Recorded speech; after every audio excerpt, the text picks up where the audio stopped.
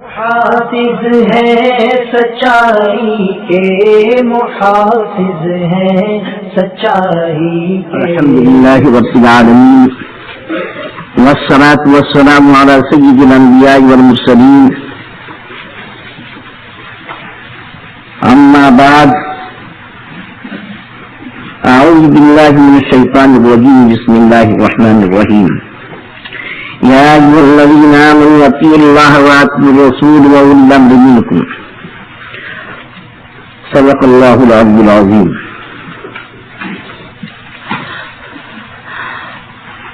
عزیز طلباء، آج کی یہ صحبت آپ کے ساتھ اس طرح پر یہ غالباً آخری صحبت ہے،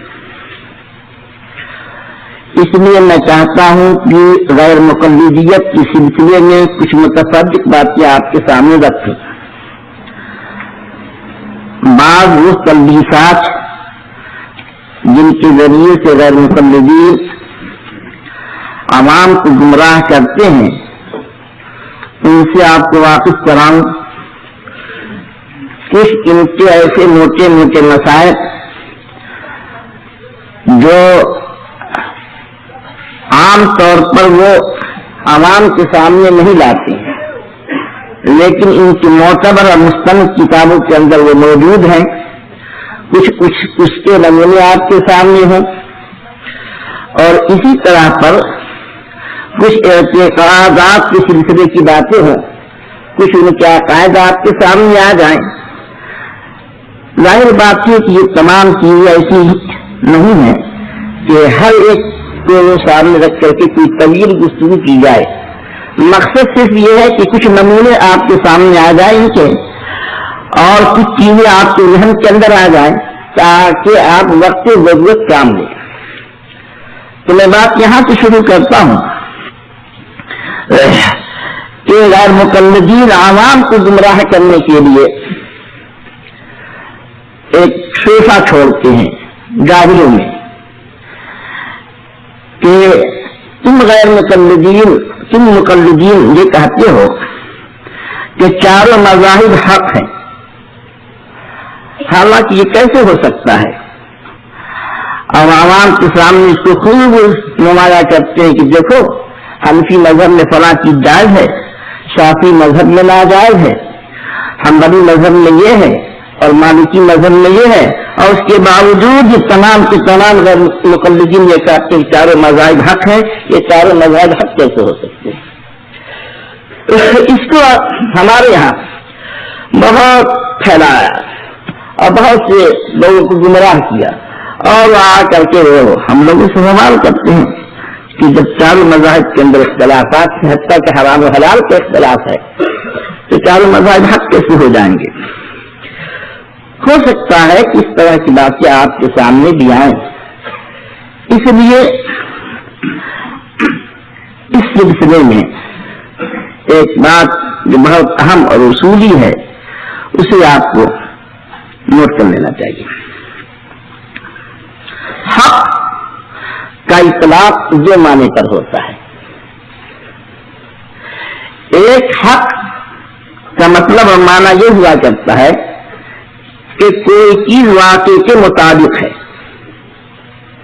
چاند نکلا ہے، کسی نے آ کر کے خبر دی کہ چاند نکلا ہے، تو اس کا یہ کہنا جو ہے واقع کے مطابق کہا جائے گا کہ کلام حق وقول حق، اس کی بات حق ہے۔ زید سفر کر کے آیا ہے، کسی نے آ کر کے خبر دی کہ زید آ گیا ہے، اگر واقع تو زید آیا ہے، اس نے آ کر کے بتلایا ہے، تو کہا جائے گا کہ اس کا کلام حق ہے۔ تو ایک حق کا تو مطلب یہ ہوا کرتا ہے کہ واقع کے مطابق کوئی چیز ہو، اور ایک حق کا مطلب یہ ہوا کرتا ہے کہ شریعت کے مطابق کوئی چیز ہو۔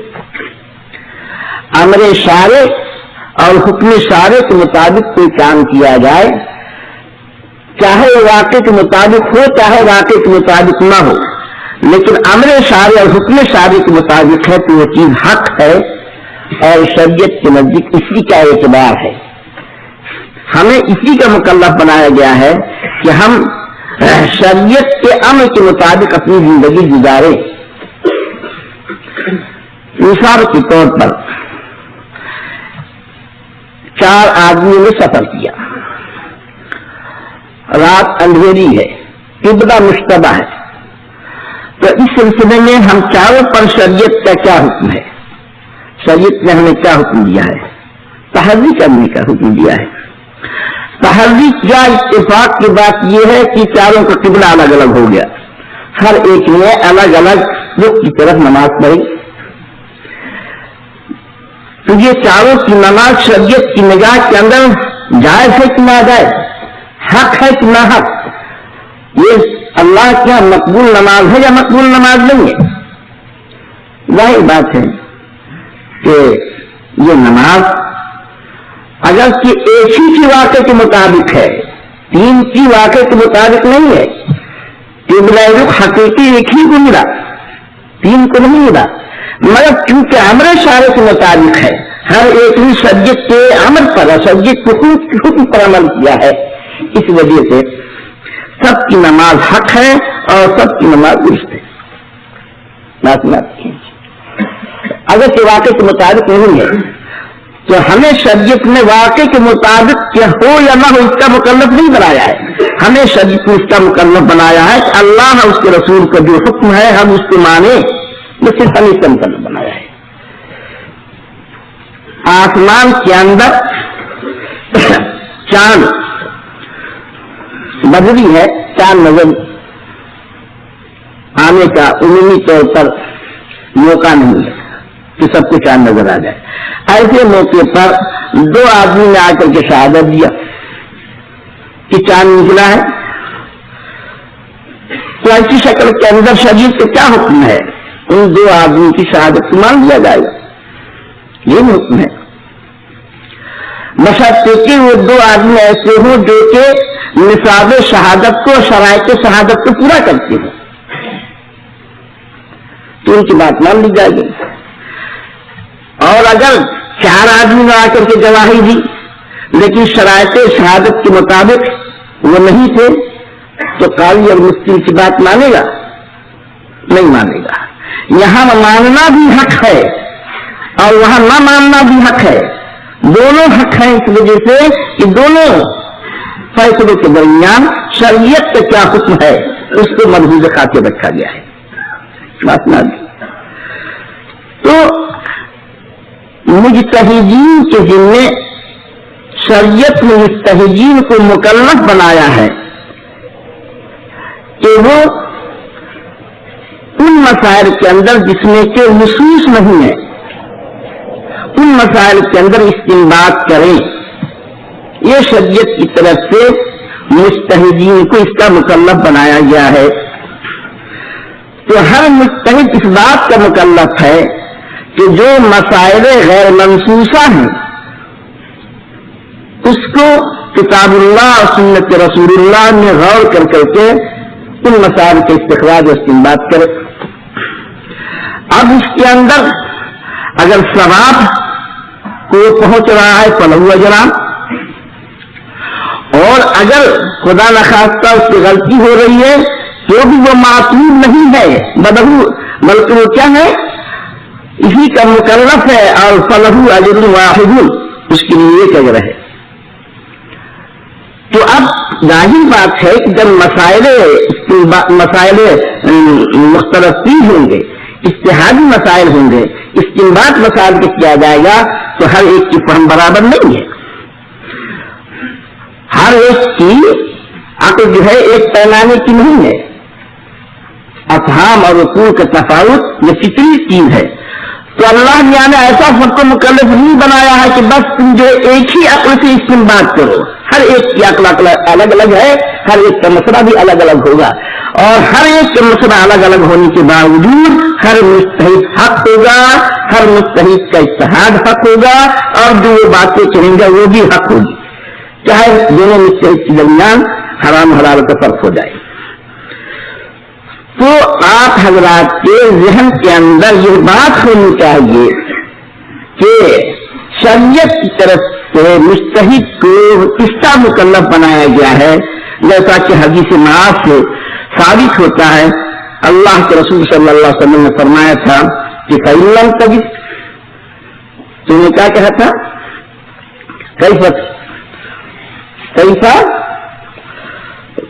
تقوی، تو کہا بکتاب اللہ، فَإِن لَّم تَجِدْ فَبِسُنَّتِ رسول اللہ۔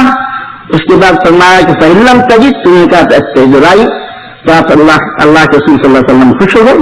تو معلوم یہ ہوا کہ کتاب اللہ اور سنت رسول اللہ سے نس نہ ہونے کی شکل کے اندر مجتہد اس بات کا مکلف ہے کہ وہ اجتہاد کرے، اور جب اجتہاد کرے گا تو ظاہر بات ہے کہ اسی شکل کے اندر سب کا اجتہاد ایک سے ہو نہیں سکتا ہے، الگ الگ اجتہاد ہوگا، لیکن چونکہ یہ امر شارع کے مطابق ہے اور حکم شارع کے مطابق ہے، مجتہد اسی کا مکلف ہے، اس وجہ سے چاروں مذاہب حق ہیں، چاروں ائمہ حق ہیں، ان کے مسائل برحق ہیں۔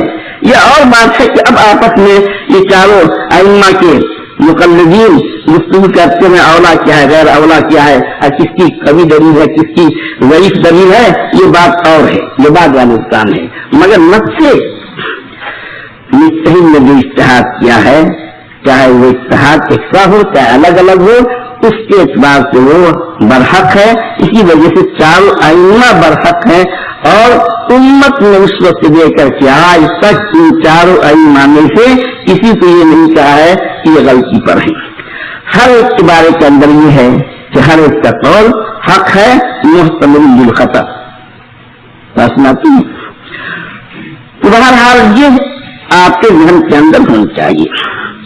دوسری بات جو عام طور پر یہ غیر مقلدین پھیلاتے ہیں اور عوام کے ذہن کو مشرف کرتے ہیں، وہ یہ ہے کہ ضعیف حدیث ہے، فلاں حدیث ضعیف ہے،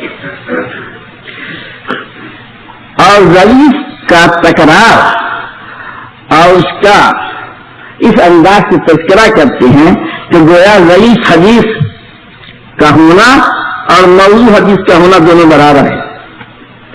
کوئی حدیث ضعیف ہوگی بس ایسا ناک کو چڑھائیں گے کہ بس اس کے قریب نہیں جانا چاہیے۔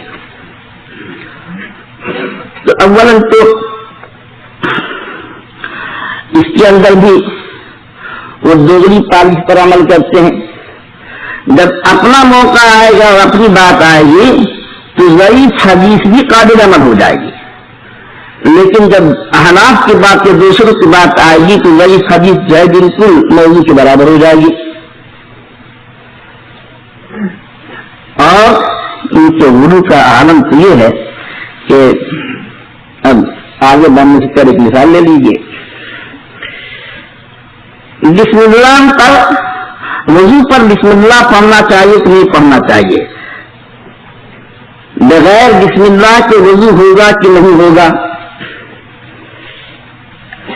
ترمذی شریف کی روایت ہے کہ اللہ کے رسول صلی اللہ علیہ وسلم نے فرمایا لا وضو لمن لم یذکر اسم اللہ علیہ، تو اس شخص کا وضو نہیں ہے جو اللہ کا نام نہ لے، بسم اللہ نہ پڑھے۔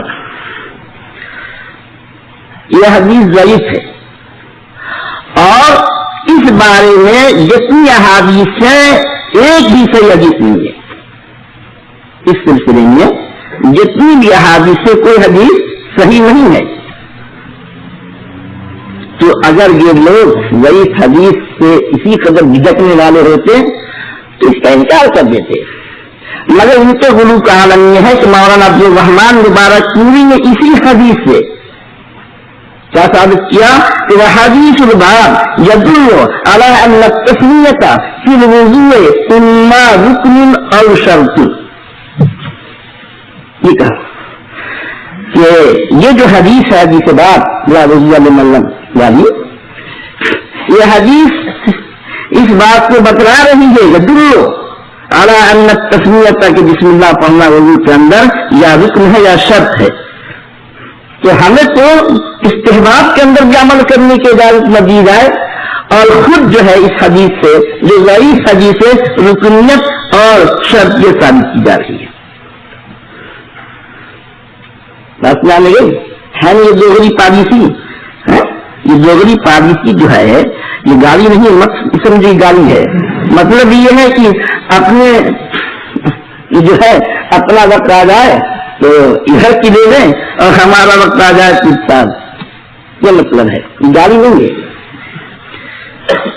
اسی طریقے سے حدیث کے اندر آتا ہے کہ جو اذان کہے وہی اقامت کہے. حدیث میں کیا آتا ہے, ترمذی میں روایت ہے, جو اذان کہے وہی اقامت کہے. یہ حدیث ضعیف ہے. کوئی ایک سند اس حدیث کی صحیح نہیں ہے, لیکن مولانا عبد الرحمن مبارک پوری جو ان کے امام المحدثین ہیں فرماتے ہیں کہ اس سے یہ معلوم ہوا کہ امام اذان وہی کہے گا, اقامت وہی کہے گا جس نے کہ اذان کہی ہو, اس لیے کہ یہ حدیث قانون کلی کو بتلانے والی ہے. تو گویا قانون کلی کا استعمال کیا جا رہا ہے وہی حدیث سے. اذان کے کلمات کو ٹھہر ٹھہر کر کے ادا کرنے چاہیے. اذان جب کہی جائے تو اس کے کلمات کو ٹھہر ٹھہر کر کے ادا کیا جائے.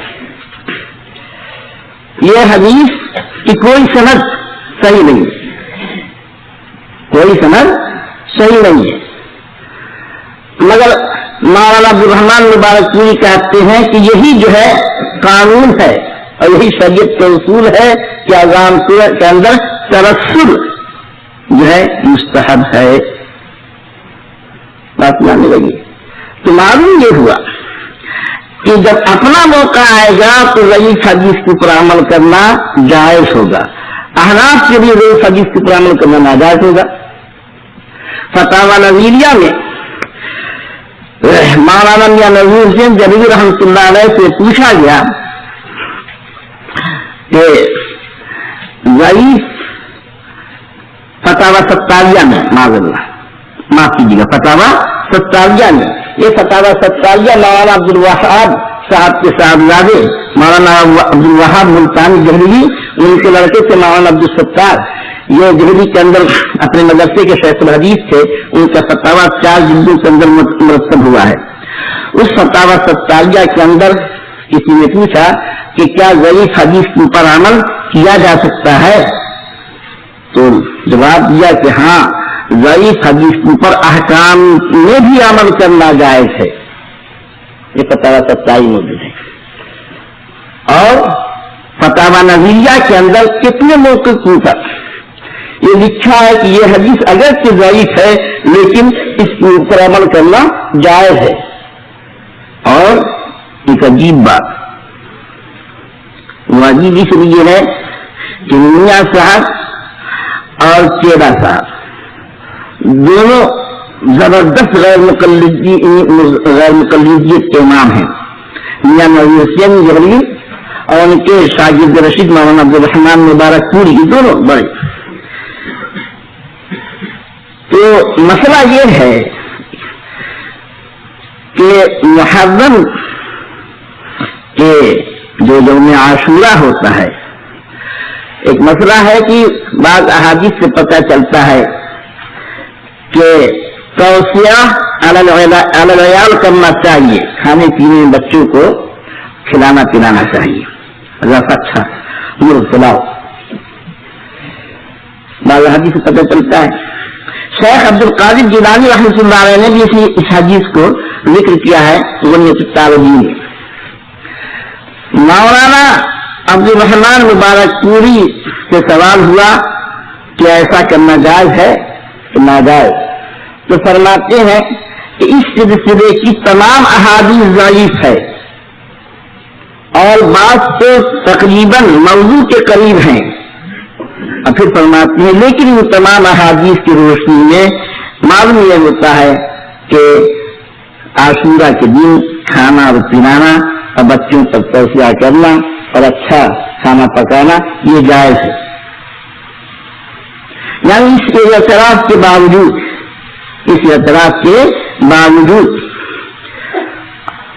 اور دیکھیے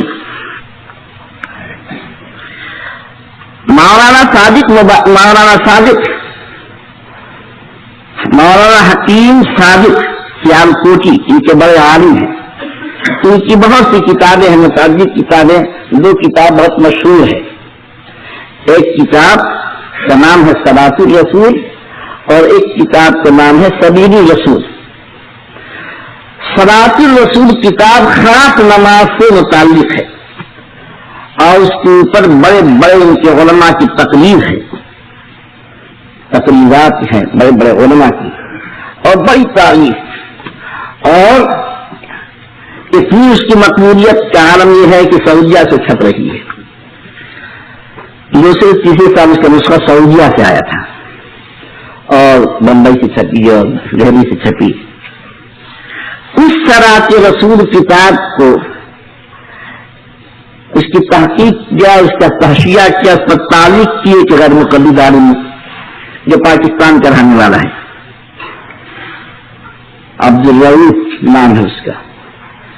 اس نے مدینہ یونیورسٹی سے ڈاکٹریٹ کیا ہے. تو ڈاکٹر عبدالرؤوف غیر مقلد عالم نے جب اس کتاب صادق صاحب کی صلاۃ الرسول کی تحقیق اور تعلیق کی تو 84 حدیث ضعیف ہیں اس کے اندر جو جس کا تعلق نماز سے ہے. یاد رکھیے کتنی 84 حدیث ضعیف ہیں اور بات کا روز سے اتنا ہے کہ قریب من الموضوع کے ہے. مگر ان کی دیانت کا عالم یہ ہے کہ ان 84 جو ضعیف احادیث سے کہیں نہیں ظاہر کیا صادق سیالکوٹی نے کہ یہ حدیث ضعیف ہے, ذکر کرتے چلے اس طرح پر گویا کہ بالکل مسلم و بخاری کے روایت پیش کر رہے ہیں. مگر گھر کا بھیجی لنکا ڈھائے, ہمیں کچھ کرنا نہیں ہوا. عبدالرؤوف غیر مقلد نے خود جو ہے اس کی تحقیق کی, اس کی تعلیق کی اور اتنی چھوٹی سی کتاب تھی, اتنی موٹی کتاب اتنی بڑی جلد کے اندر چھپ کر کے آ گئی. بمبئی کے اندر بڑا زور تھا صلاۃ الرسول کا. مجھے معلوم ہوا کہ وہاں پر جو ختم کانفرنس ہوئی میں اپنے یہاں سے وہ صلاۃ الرسول غیر مقلد جاری دے گیا تھا اور ہر جلسے میں دکھلاتا تھا دیکھ لو پڑھ لو, نمبروار ہے 1 2 3 4 5 84 حدیث ہے اس کے اندر گئی. اور بہت بات جگہ پر تو یہ ہے کہ مسلم نے روایت نہیں چاہتے کہ مسلم کی روایت ہے, نسائی میں روایت نہیں ہے چاہتے کہ نسائی کی روایت ہے. نسائی میں روایت کچھ اور ہے اور مسلم میں روایت کچھ اور ہے, تو بالکل الٹ کر کے بیان کر دیا. تو یہ وہ حضرات ہیں اور کوئی غیر مقلد عالم نے آواز نہیں بلند کی کہ اس کے اندر جو ہے صادق سیالکوٹی صاحب نے 84 حدیث ضعیف لکھی ہے, درج کی ہے. اس اتفاق سے اس سلسلہ سے البانی کا شاگرد آ گیا, البانی کا کوئی شاگرد آ گیا, اس نے حقیقت حال کو ظاہر کر دیا. تو اب یہ کہہ رہا تھا بھائی کہ ایک مسئلہ ہے کہ یہ ضعیف حدیث کو جب ہماری بات آتی ہے, اخلاق کی بات آتی ہے, اس کا جب پر حدیث ضعیف ہے. ضعیف ہونا, صحیح ہونا, غریب ہونا, حسن ہونا, حسن لذات ہی ہونا, حسن لغیر ہی ہونا, یہ سب کے سب محدثین کی اپنی اپنی اصطلاحات ہیں. اصطلاح محدث کے اعتبار سے اگر کوئی حدیث صحیح ہوتی ہے تو یہ کوئی ضروری نہیں ہے کہ واقع کے اعتبار سے بھی وہ صحیح ہو, اور اصطلاح محدث کے اعتبار سے کوئی ضعیف کوئی حدیث ہوتی ہے تو یہ کوئی ضروری نہیں ہے کہ واقع کے اعتبار سے بھی وہ کیا ہو, ضعیف ہو. یہ محدثین کی اپنی اپنی اصطلاحات ہیں.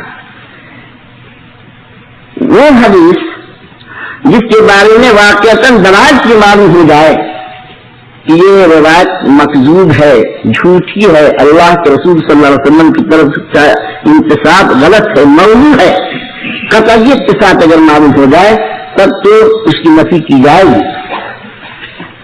لیکن اگر قطعیت کے ساتھ معلوم نہیں ہے تو بہرحال توقف تو کیا جائے گا, لیکن اس کا انکار کر دیا جائے یہ جرت نہیں کی جائے گی. اگر کوئی محدث اتنی جرت کرتا ہے. اور ضعیف ضعیف حدیث کا معاملہ تو یہ ہے حضرت والا کہ امام مسلم کے یہاں ایک حدیث صحیح ہے، امام بخاری کا وہی حدیث ضعیف ہے. امام بخاری کی شرائط ان پر نہیں ہے، اس لیے امام بخاری اس کو قبول نہیں کرتے ہیں. امام مسلم کے شرط کے مطابق ہے، امام مسلم اس کو قبول کر لیتے ہیں. نیچے آئیے کہ امام مسلم اور امام بخاری رحمۃ اللہ علیہ سے ہلکی بعض ائمہ کی شرائط ہے، تو ان کے نزدیک وہ مقبول ہے، یہ لوگ اپنی کتاب کے اندر اس کو درج نہیں کریں گے. اور پھر امام بخاری رحمۃ اللہ علیہ کے حدیث کے قبول کرنے کا معیار بھی الگ الگ ہے. اپنی صحیح کے لیے جو ان کے شرائط ہیں وہ دوسری کتابوں کے لیے نہیں ہے. یہ کوئی ضروری نہیں کہ ہر وہ حدیث جو بخاری کے معیار کے اور اس کی شرائط کے مطابق ہوں گے وہی حدیث قابل قبول ہے. نہیں، حدیث اگر محدثین کے نزدیک سند کے اعتبار سے اگر ضعیف ہو رہی ہے تو وہی حدیث بعض دوسرے محدثین کے نزدیک صحیح نہیں ہوا کرتی ہے. تمہاری یہ ہوا کہ اس کا صحیح ہونا یا اس کا ضعیف ہونا یہ ایک اجتہادی امر ہے. جس طریقے سے مسائل فقہیہ کے اندر اجتہاد کو کہا نے کیا اور اس میں کسی کا کچھ مسئلہ ہوا کسی کا کچھ مسئلہ ہوا، اسی طریقے سے حدیث کا بھی معاملہ ہے. حدیث کے اندر بھی مجتہدین کا اجتہاد کرتا ہے. ایک مجتہد ایک راوی کے بارے میں کچھ رائے رکھتا ہے، دوسرا مجتہد اس راوی کے بارے میں کچھ رائے رکھتا ہے. تو کسی کے نزدیک کوئی حدیث ضعیف ہو جائے گی، کسی کے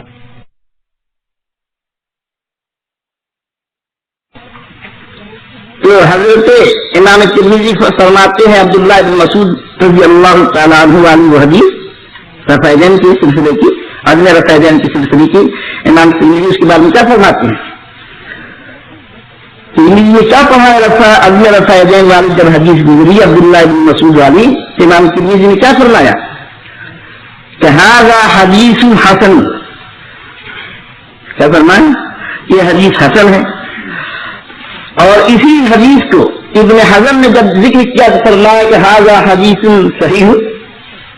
وہی حدیث امام ترمذی کے نزدیک حسن ہے اور وہی حدیث ابن حزم کے نزدیک کیا ہے؟ صحیح ہے. اور وہی حدیث جب مولانا عبد الرحمن مبارک پوری کی تحقیق میں آتی ہے تو بالکل ضعیف سے ناقابل عمل ہے. اور ان کو اتنا جوش آ گیا تو فرماتے ہیں کہ اما تحسین ترمذی فلا اعتماد علیہ، ترمذی کی تحسین کے پر کوئی اعتماد نہیں. اما تصحیح حاکم فلا یلتفت الیہ، حاکم کے تصحیح کی طرف التفات نہیں کیا جائے گا. مطلب یہ تو ایک کے نزدیک وہ حدیث حسن، ایک محدث کے نزدیک وہ حدیث صحیح، اور مولانا عبد الرحمن مبارک پوری کے نزدیک وہ حدیث ایسی ضعیف کہ امام ترمذی پر خفا ہو گئے کہ امام ترمذی کی تحسین پر اعتماد نہیں. اس بیچارے غیر مقلد عالم تھے تو غیر مقلد کے پاس علم چاہے ہو جائے عقل نہیں ہوتی ہے. غیر مقلدیت اور عقل کے درمیان بڑی دشمنی ہے. اب ان کو یہ سمجھ نہیں آیا کہ جب امام ترمذی کی تحسین پر اعتماد نہیں ہے تو ان کی تصحیح پر کیا اعتماد ہوگا اور ان کے ضعیف کہنے پر کیا اعتماد ہوگا. تو وہ امام ترمذی رحمۃ اللہ علیہ کی پوری ترمذی ناقابل اعتماد، جس کو حسن کہے وہ بھی ناقابل اعتماد، جس کو صحیح کہے وہ بھی ناقابل اعتماد، جس کو غریب کہے وہ بھی ناقابل اعتماد. اور ان کے عقل کا عالم یہ ہے کہ ایسی ناقابل اعتماد محدث کی ایسی ناقابل اعتماد کتاب کی شرح لکھ رہے ہیں. 4 جلدوں میں اس میں داد تحقیق بھی شرح بھی لکھے ہیں. تو معلوم یہ ہوا کہ حسن ضعیف صحیح کا ہونا یہ کوئی ایسی چیز نہیں ہے کہ اگر کوئی حدیث کسی محدث میں ضعیف تربیت ہو واقعتاً وہ نفس الامر کے اندر ایسی ہے کہ وہ قابل رد ہے. عام طور پر لوگ کا جو تعلق ہوا کرتا ہے مولانا وہ سند کے اعتبار سے، سند میں کوئی راوی آ گیا، حدیث چلی اپنے مرکز سے صحیح، اور بیچ کے اندر آتے آتے کوئی ایسا راوی آ گیا جو کمزور راوی تھا، تو مرکز سے تو حدیث صحیح چل رہی ہے، اب بیچ کے اندر ایسا راوی آ گیا، اب اس راوی کے آنے کی وجہ سے وہی محدث جو اگر یہ راوی نہ آتا تو اس حدیث کو صحیح کہتا، اس راوی کے آنے کی وجہ سے اب کیونکہ اصطلاح ان کی ہے کہ اگر فلاں راوی اس طرح کے کسی روایت کے اندر آ جائے گا تو وہ حدیث صحیح نہیں رہے گی، ضعیف ہو جائے گی، ضعیف ہو، مگر اصل کے اعتبار سے وہ ضعیف نہیں ہے، وہ راوی کی وجہ سے ضعیف ہو گئی ہے۔ اور یہی وجہ ہے کہ حضرت امام ابو حنیفہ رحمۃ اللہ علیہ اور حضرت امام محمد اور حضرت امام ابو یوسف رحمۃ اللہ علیہ تک جتنی سندیں آتی ہیں اس کا واسطہ 3 ہوتا ہے یا 2 ہوتا ہے، اور اس زمانے کے اندر کذب کا فسق کا علم نہیں تھا، عام طور پر سندیں صحیح ہوا کرتی تھی، تو اگر حضرت امام ابو حنیفہ رحمۃ اللہ علیہ کسی حدیث کو اختیار کر رہے ہیں تو یقیناً وہ حدیث ان کے نزدیک صحیح ہے، بات کے اندر چاہے تعدد روایت کی وجہ سے وہ حدیث جو ہے محدثین کی اصطلاح کے حساب سے ضعیف ہو جائے، اور تمام کے تمام محدثین یہ اپنا اصول بیان کرتے ہیں کہ ان ضعف السند لا يستلزم ضعف المتن، کہ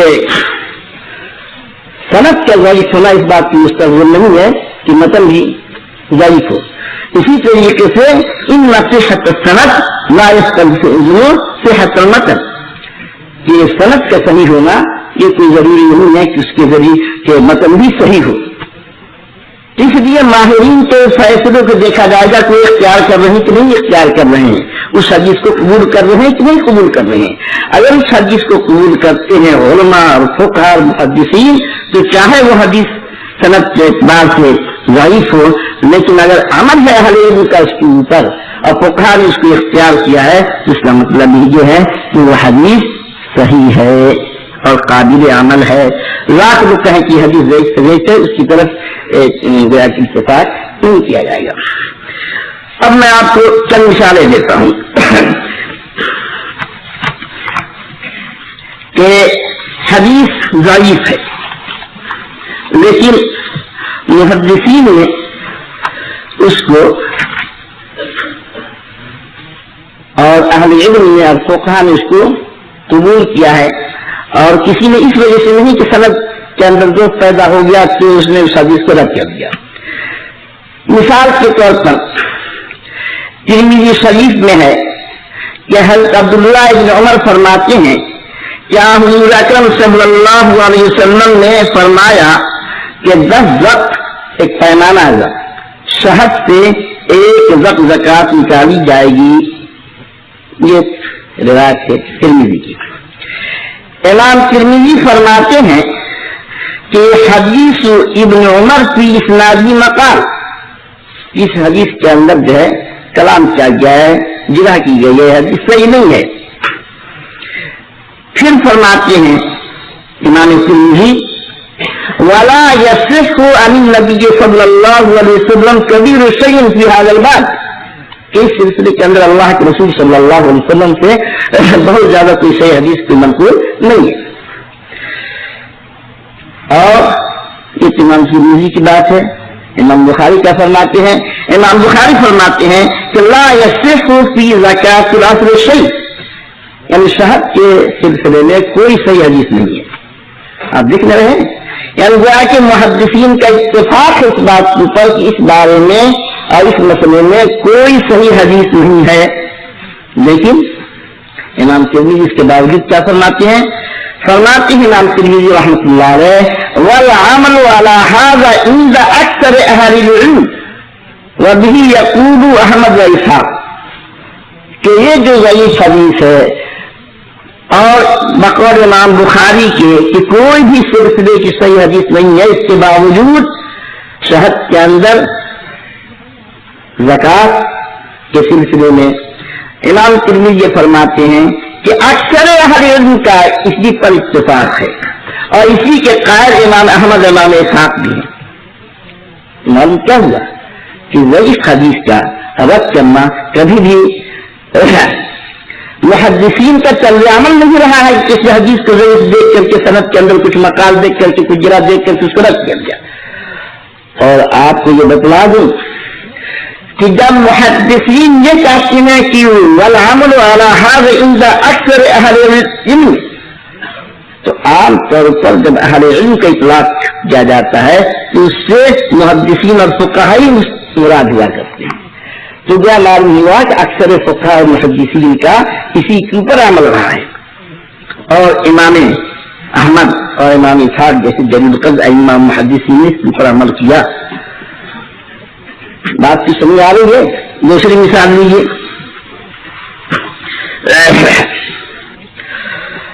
کہ حضرت عبداللہ بن عمر رضی اللہ تعالیٰ عنہ کی روایت ہے ترمذی شریف میں کہ حضور اکرم صلی اللہ علیہ وسلم کا ارشاد تھا کہ درمیان سال میں اگر کسی کے پاس مال آیا ہو، درمیان سال میں اگر کسی کے پاس مال آیا ہو تو جب تک کہ اس پر پورا سال نہ گزر جائے اس میں زکوٰۃ نہ ہوگی، پورا سال گزرنا چاہیے۔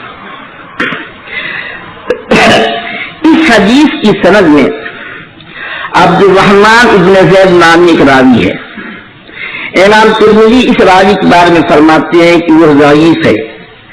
امام احمد بن حنبل، علی بن مدینی اور دوسرے محدثین نے ان کو ضعیف قرار دیا ہے، اور بعض محدثین نے کہتے ہیں کہ بہت زیادہ غلطی کرتا تھا، اور مولانا عبد الرحمن مبارک پوری فرماتے ہیں کہ بلا شبہ اس بات کی مرفوع جتنی روایتیں ہیں سب کے سب ضعیف ہیں۔ غرض یہ جو مرفوع روایت ہے اور اس سلسلے کی محدثین کی اصطلاح میں اس کو کیا قرار دیا گیا؟ ضعیف قرار دیا گیا، لیکن ضعیف ہونے کے باوجود امام ترمذی کیا فرماتے ہیں؟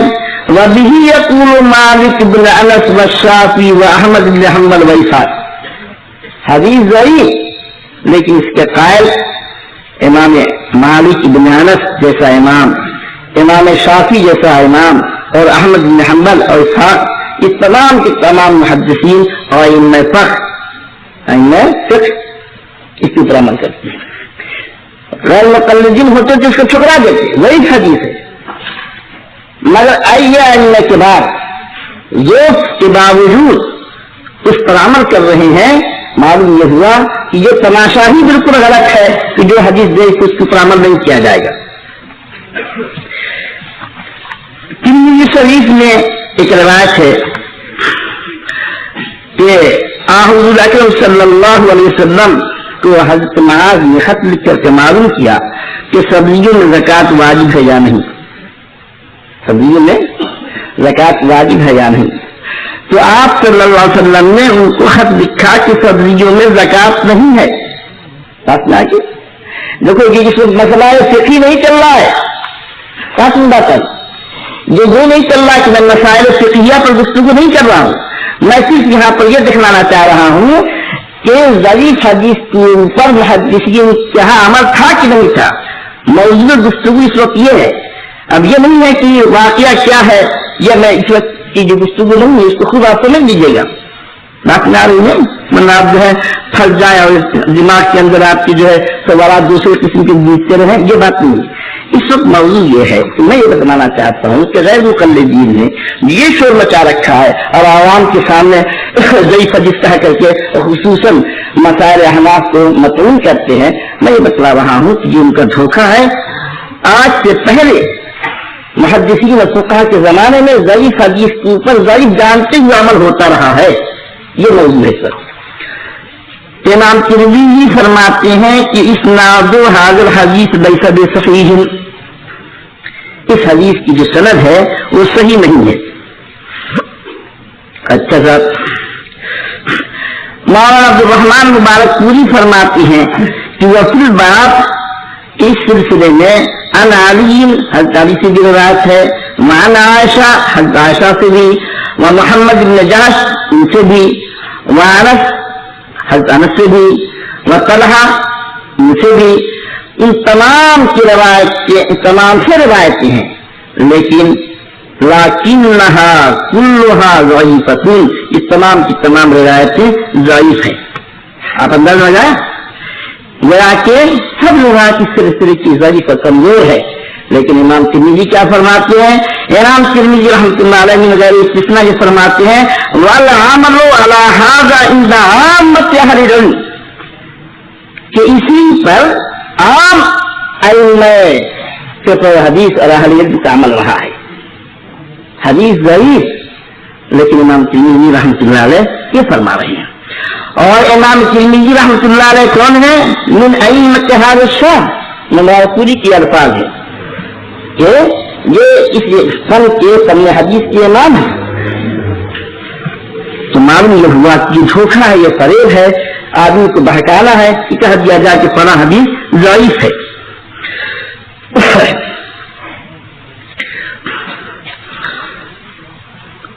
تو چونکہ تھوڑی سی اور بھی گفتگو کرنی ہے اور وقت جو ہے بڑھتا چلا جا رہا ہے، اس وجہ سے ایک مثال اور آپ لے لیجئے، اور اس کے بعد جو ہے کیونکہ شعبان کا زمانہ آ رہا ہے، شعبان کا زمانہ آ رہا ہے اور نصف شعبان کی رات بھی آنے والی ہے. اور آج کل غیر مقلدین کہتے ہیں کہ نصف شعبان کا روزہ رکھنا بھی مکروہ، رات میں جاگنا بھی مکروہ، تلاوت کرنا بھی مکروہ، عبادت کرنا بھی مکروہ. ایک طوفان مچا یہ ہندوستان کے اندر اور دوسری جگہوں کے اوپر. پتا نہیں سب میں کیا دشمنی ہے. ہم اللہ نے سامنے اگر رات میں کھڑے ہو جاتے پریشان ہوتے ہیں، کھڑے ہم ہو اور پریشان ہوتے ہیں. عجیب مسئلہ ہے. رات میں ہم جائیں گے اور ہمیں منع کرنے کے لیے آئے.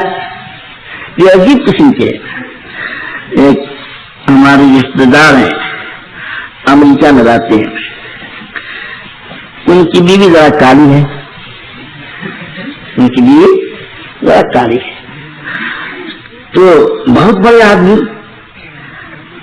لاکھوں کمانے والے، علی گڑھ کے بہت فاضل انجینئر جو کیا خصوصی ڈگری حاصل کرنے والے، اور ان کی بیوی کالی. ان کے پاس ان کے کچھ دوست تشریف لائے اور کہا کہ ڈاکٹر صاحب آپ اتنے بڑے آدمی، اتنے پڑھے لکھے آدمی، اور آپ نے شادی کی تو کالی تھی. ڈاکٹر صاحب فرماتے ہیں کہ بھائی بیوی میری، آپ فکر تم کو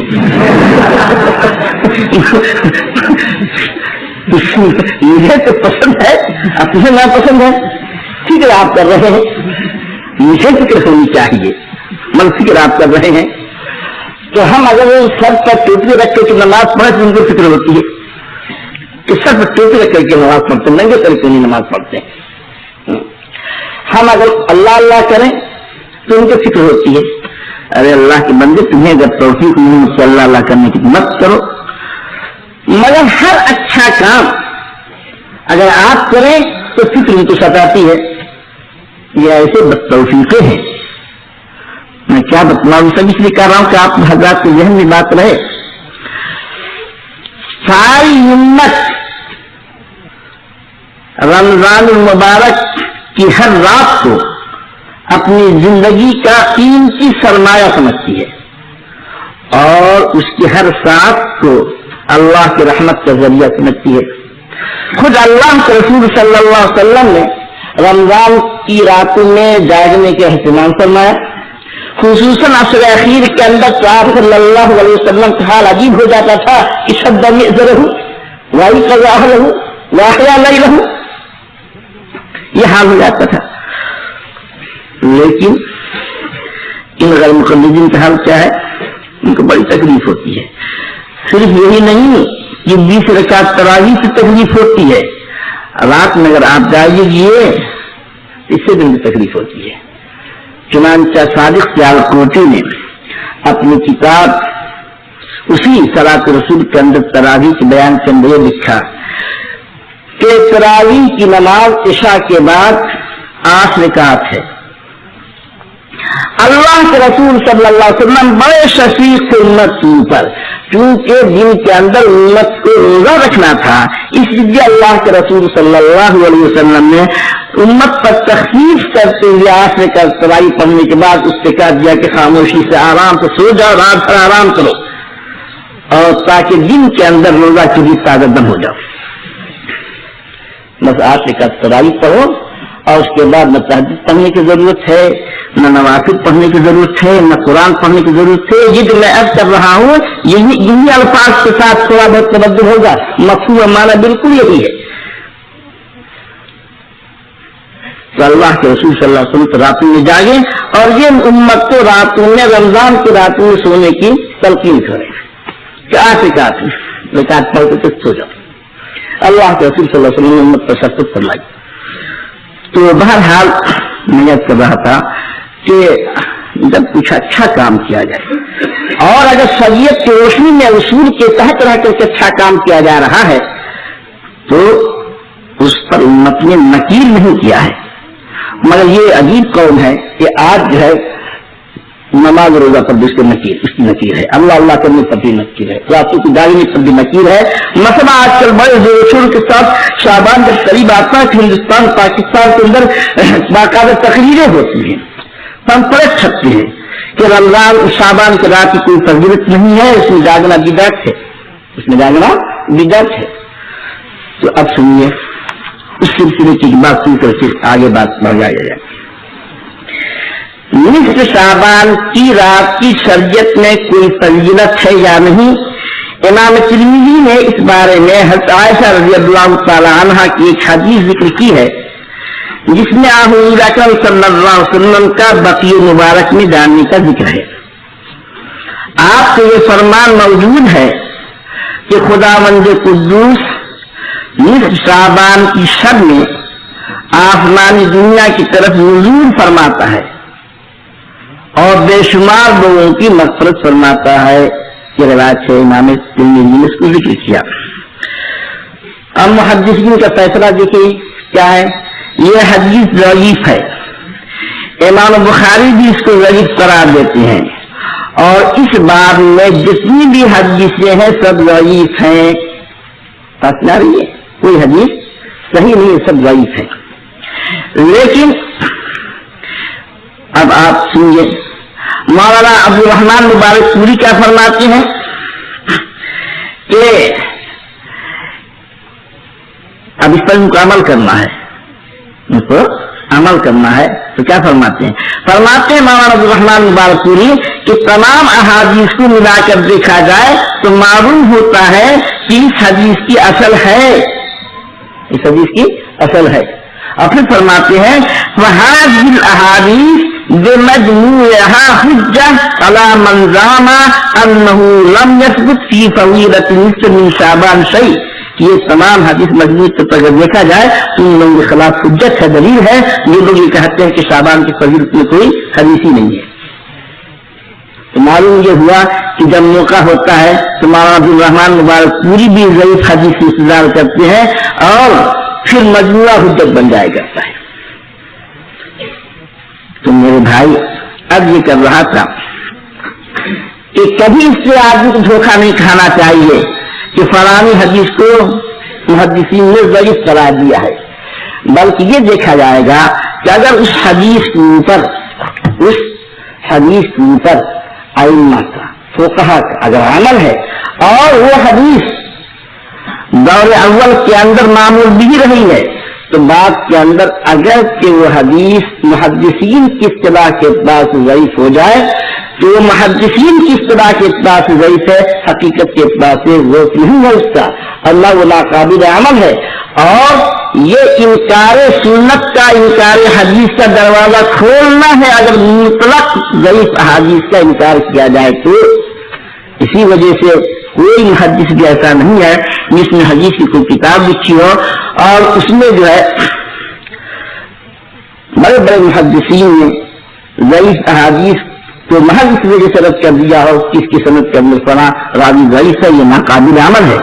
مسلم امام ابن حنبل اٹھا کے دیکھ لیجیے، حتیٰ کہ امام بخاری رحمۃ اللہ علیہ کی بخاری کے علاوہ ہر کتاب اٹھا کر کے دیکھ لیجیے، حتیٰ کہ الادب المفرد،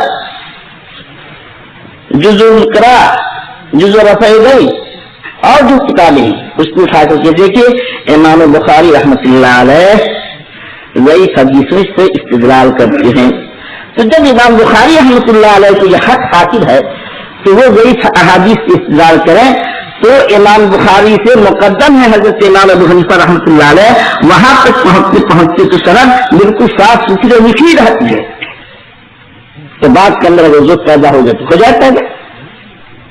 اس لیے اس اعتبار سے بھی مذہب حنفی بہت پختہ ہے کہ امام ابو حنیفہ رحمۃ اللہ علیہ تک جو احادیث کی سندیں ہیں اس میں صلاحیات اور ثباتیات یہ زیادہ ہیں، بہت کم رباعیات ہیں، اور امام بخاری رحمۃ اللہ علیہ کا جو سر امتیاز ہے بخاری شریف کے اندر وہ کیا ہے؟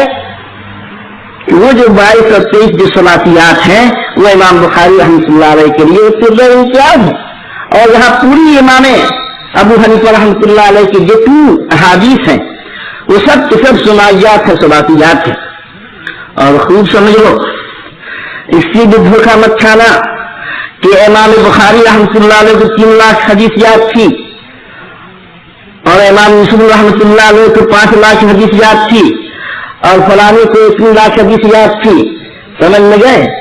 اولاً تو لفظ حدیث کا اطلاق ایسے موقع پر صرف احادیث رسول کے لیے ہوتا نہیں، اس کے اندر احادیث رسول بھی ہوتی ہیں، صحابے کے فتوے بھی ہوتے ہیں، تابعین کے فتوے بھی ہوتے ہیں، جو کہ سنت نقل کی جائے حدیث ہو جاتی ہے، بس آتی ہے۔ دوسرے یہ ہے کہ امام ابو حنیفہ رحمۃ اللہ علیہ کے بارے میں امام الجرح والتعدیل اور امام المحدثین حضرت وکی فرماتے ہیں کہ کل حدیث کان فیہ فقہ کان یحفظہ ابو حنیفہ، ہر وہ حدیث جس کے اندر کے فقہ اور فقہی مسئلہ تھا حضرت امام حنیفہ رحمۃ اللہ علیہ اس کے حافظ تھے۔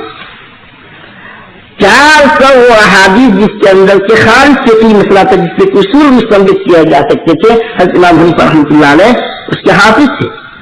کتاب الآثار کو حضرت امام حنیفہ رحمۃ اللہ علیہ نے 40,000 احادیث کو اس کا انتخاب کیا۔ تو جو لوگ یہ کہا کرتے ہیں کہ حضرت امام حنیفہ رحمۃ اللہ علیہ کو 17 حدیث یاد تھی، تو وہ تو بیچارے جو ہے عقل سے بالکل ہی محروم ہیں، ورنہ حضرت امام حنیفہ رحمۃ اللہ علیہ کا زمانہ جو خیر القرون کا زمانہ ہے، اور ان کے زمانے کے اندر تابعین اور تبع تابعین کے جماعت، اور وہ کوفہ جہاں پر کہ امام بخاری رحمۃ اللہ علیہ فرماتے ہیں کہ میں اور جگہ گیا، یہاں گیا وہاں گیا، اولا ادری کم مرتن دخلت الکوفہ ولا احصی کم مرتن دخلت الکوفہ، میں شمار نہیں کر سکتا کہ کوفہ کتنی مرتبہ گیا۔ تو امام بخاری رحمۃ اللہ علیہ کیا کرنے جا رہے تھے؟ کوفہ، بلا شمار کوفہ گئے ہیں، بل احادیث سیکھنے جا رہے تھے۔ تو مرکز علم تھا، حضرت عبداللہ بن مسعود رضی اللہ تعالیٰ عنہ اور حضرت علی رضی اللہ تعالیٰ عنہ کے سلامہ نے کوفہ کو مرکز بنا دیا تھا، 1,500 صحابہ کرام کا مسکن تھا، 70 اس میں وہ صحابہ تھے جو کہ سابقین اولین تھے، اور حضرت علی رضی اللہ تعالیٰ عنہ نے جب دارالخلافہ بنایا کوفہ کو، تو کوفہ کے اندر مرکز علم دیکھ کر کے خوش ہو گئے اور فرمایا کہ اصحاب ابن مسعود سرج حاضر مدینہ، ابن مسعود کی جو تلامذہ ہے اس شہر کی چراغ ہے، وہاں پر پرورش پائی کی کس نے؟ حضرت امام ابو حنیفہ رحمۃ اللہ علیہ نے۔ تو حضرت امام حنیفہ رحمۃ اللہ علیہ کے مقام فی الحدیث کا اندازہ ہم اور آپ نہیں لگا سکتے۔ کون سا ایسا بدبخت ہوگا جو کہ تاریخ کے اوپر نگاہ رکھتے ہوئے اور کوفہ کی ابن مسعودیت کو جانتے ہوئے اور بغداد اور کوفہ کے اندر محدثین کی کثرت کا جسے علم ہے، اس کے بعد وہ یہ کہیں کہ امام حنیفہ رحمۃ اللہ علیہ کو 17 حدیث یاد تھی، کہیں کہ امام حنیفہ رحمۃ اللہ علیہ کو 17 حدیث یاد تھی، اور پھر کہیں گے کہ امام حنیفہ نے 50 حدیث غلطی کی، حنیفہ کی 50 حدیث یاد رہے گی 17 اور غلطی کریں گے امام حنیفہ رحمۃ اللہ علیہ 50 حدیث میں۔ آپ کی سمجھ میں آتی ہے نا؟ تو اصل میں اغوا لوگوں کی مختلف ہوتی ہے. کسی کا اس زمانے کے اندر یہی ذوق تھا کہ حدیث تو ہے ایک اور اس کو بنا دے 10، اس کو بنا دے 10. کیسے 10 بنے گی حضرت؟ کہ ایک ہی حدیث کو اس نے 10 آدمی سے سنا تو حدیث ایک ہے، 10 آدمی سے سننے کی وجہ سے، فرق کے بدل ڈالنے کی وجہ سے ان کی اصطلاح کے اندر وہ 10 حدیث ہو گئی. بات میں آتی ہے. اور موجودہ زمانے کے محدثین نے اور غیر مقلدین نے دوسرا پیمانہ اختیار کیا ہے. وہ کیا؟ وہ فرضی پیمانہ. مولانا فضل الرحمان صاحب اللہ آپ کو جزائے خیر دے، یہ پیمانہ آپ بھی سن لیجیے. میں نے ایک مضمون لکھا قربانی کے ایام کتنے دن. تمام ائمہ محدثین فقہا کی اکثریت، تمام نہیں کہتے، اکثریت جو ہے 3 دن کے قائل ہیں. امام شافعی رحمۃ اللہ علیہ سے منقول ہے کہ 4 دن کے قائل ہیں اور غیر مقلدین بھی. تو اس پر اگر مجھ سے سوال ہوا تو میں نے زمزم پرچے میں لکھا اور اپنے دلائل دیے. تو ایک شخص ہے رئیس احمد ندوی، جامع سلفیہ کے بڑا عالم ہے اور اس کی بہت سی کتابیں بڑی غلیظ قسم کی، لمحات علامہ فداری انواری من السلمات وغیرہ، بڑا خراب آدمی ہے. تو اس نے میرے مضمون کا جواب لکھا رہا. اب میں نے تو چند صفحات کہ میرے ایک سوال کے جواب سے چند صفحات کا میرا مضمون تھا، اس نے پورا رسالہ لکھ دیا. اور اولاً کس نے ہمیں خوب ماں بہن کی سنائی، خوب گالیاں دی، اور اس کے بعد کہتے ہیں ایک حدیث ذکر کیا اور پھر فرمایا کہ اس حدیث کی سند کو اگر 100 فرض کیا جائے، چل تھا اس کے اندر اس حدیث کی کوئی 100 سند صحیح فرض کیا جائے تو گویا کہ یہ 100 حدیث ہو گئی ہے. اس لیے ہمارے مسلک کو بتلانے والی 100 حدیث ہے. فرض کر لیا جائے. اس نے کہا کہ اگر فرض کر دیا جائے کہ اس حدیث کی صحیح سند 100 ہے تو ہمارے مسلک کو بتلانے والی 100 حدیث ہے. بعض محدثین نے ایک حدیث کو 100 سندوں سے حاصل کیا اور بعض محدثین نے ایک حدیث کو 500 سندوں سے حاصل کیا. حدیث ایک ہے اور اس کو حاصل کیا 500 سندوں سے، وہی ایک حدیث 500 ہو گئی. اب پر کر لو کہ اگر ایسے محدثین ہوں جن کا یہی ذوق ہو تو اگر جو ہے 10-20 حدیث تو ہے ان کے پاس اور اس کو جو ہے اسی طرح سے سندیں بڑھا لے تو 1000 حدیث ہو جائے گی. تو امام ابو حنیفہ رحمۃ اللہ علیہ جن کو کہ دنیا کے اندر رہ کر کے کام کرنا تھا، استنباط کرنا تھا، امت کی ہدایت کرنی تھی، فقہ کے مسائل کو جمع کرنا تھا، ترتیب دینی تھی، ان کو اتنا کہاں موقع ہے کہ ایک حدیث جب ایک سند سے صحیح طور پر مل گئی تو خام خواہ کی سند بڑھانے کے لیے جا کر کے جو ہے 100 محدثین کے پاس جائے، 400 محدثین کے پاس جائے. ہمیں ایک بات اگر صحیح سند سے مولانا فضل الرحمان صاحب شیخ الحدیث اس جامعہ کے معلوم ہو جائے، ہمیں پر اعتماد ایک بات سیکھ گئی. تب ہمیں کس طرح فرصت پر بیٹھ کر کے مضمون نگاری کریں گے، ان سے پوچھ جائے کہ مولانا صحیح کا ضرورت کیا ہے، آپ بھی جو ہے بیان کر لیجیے. تو مگر بعض محدثین کے یہی ذوق تھا کہ اپنی سندوں کے اندر تعدد پیدا کریں یا اپنی سندوں کو عاری کریں.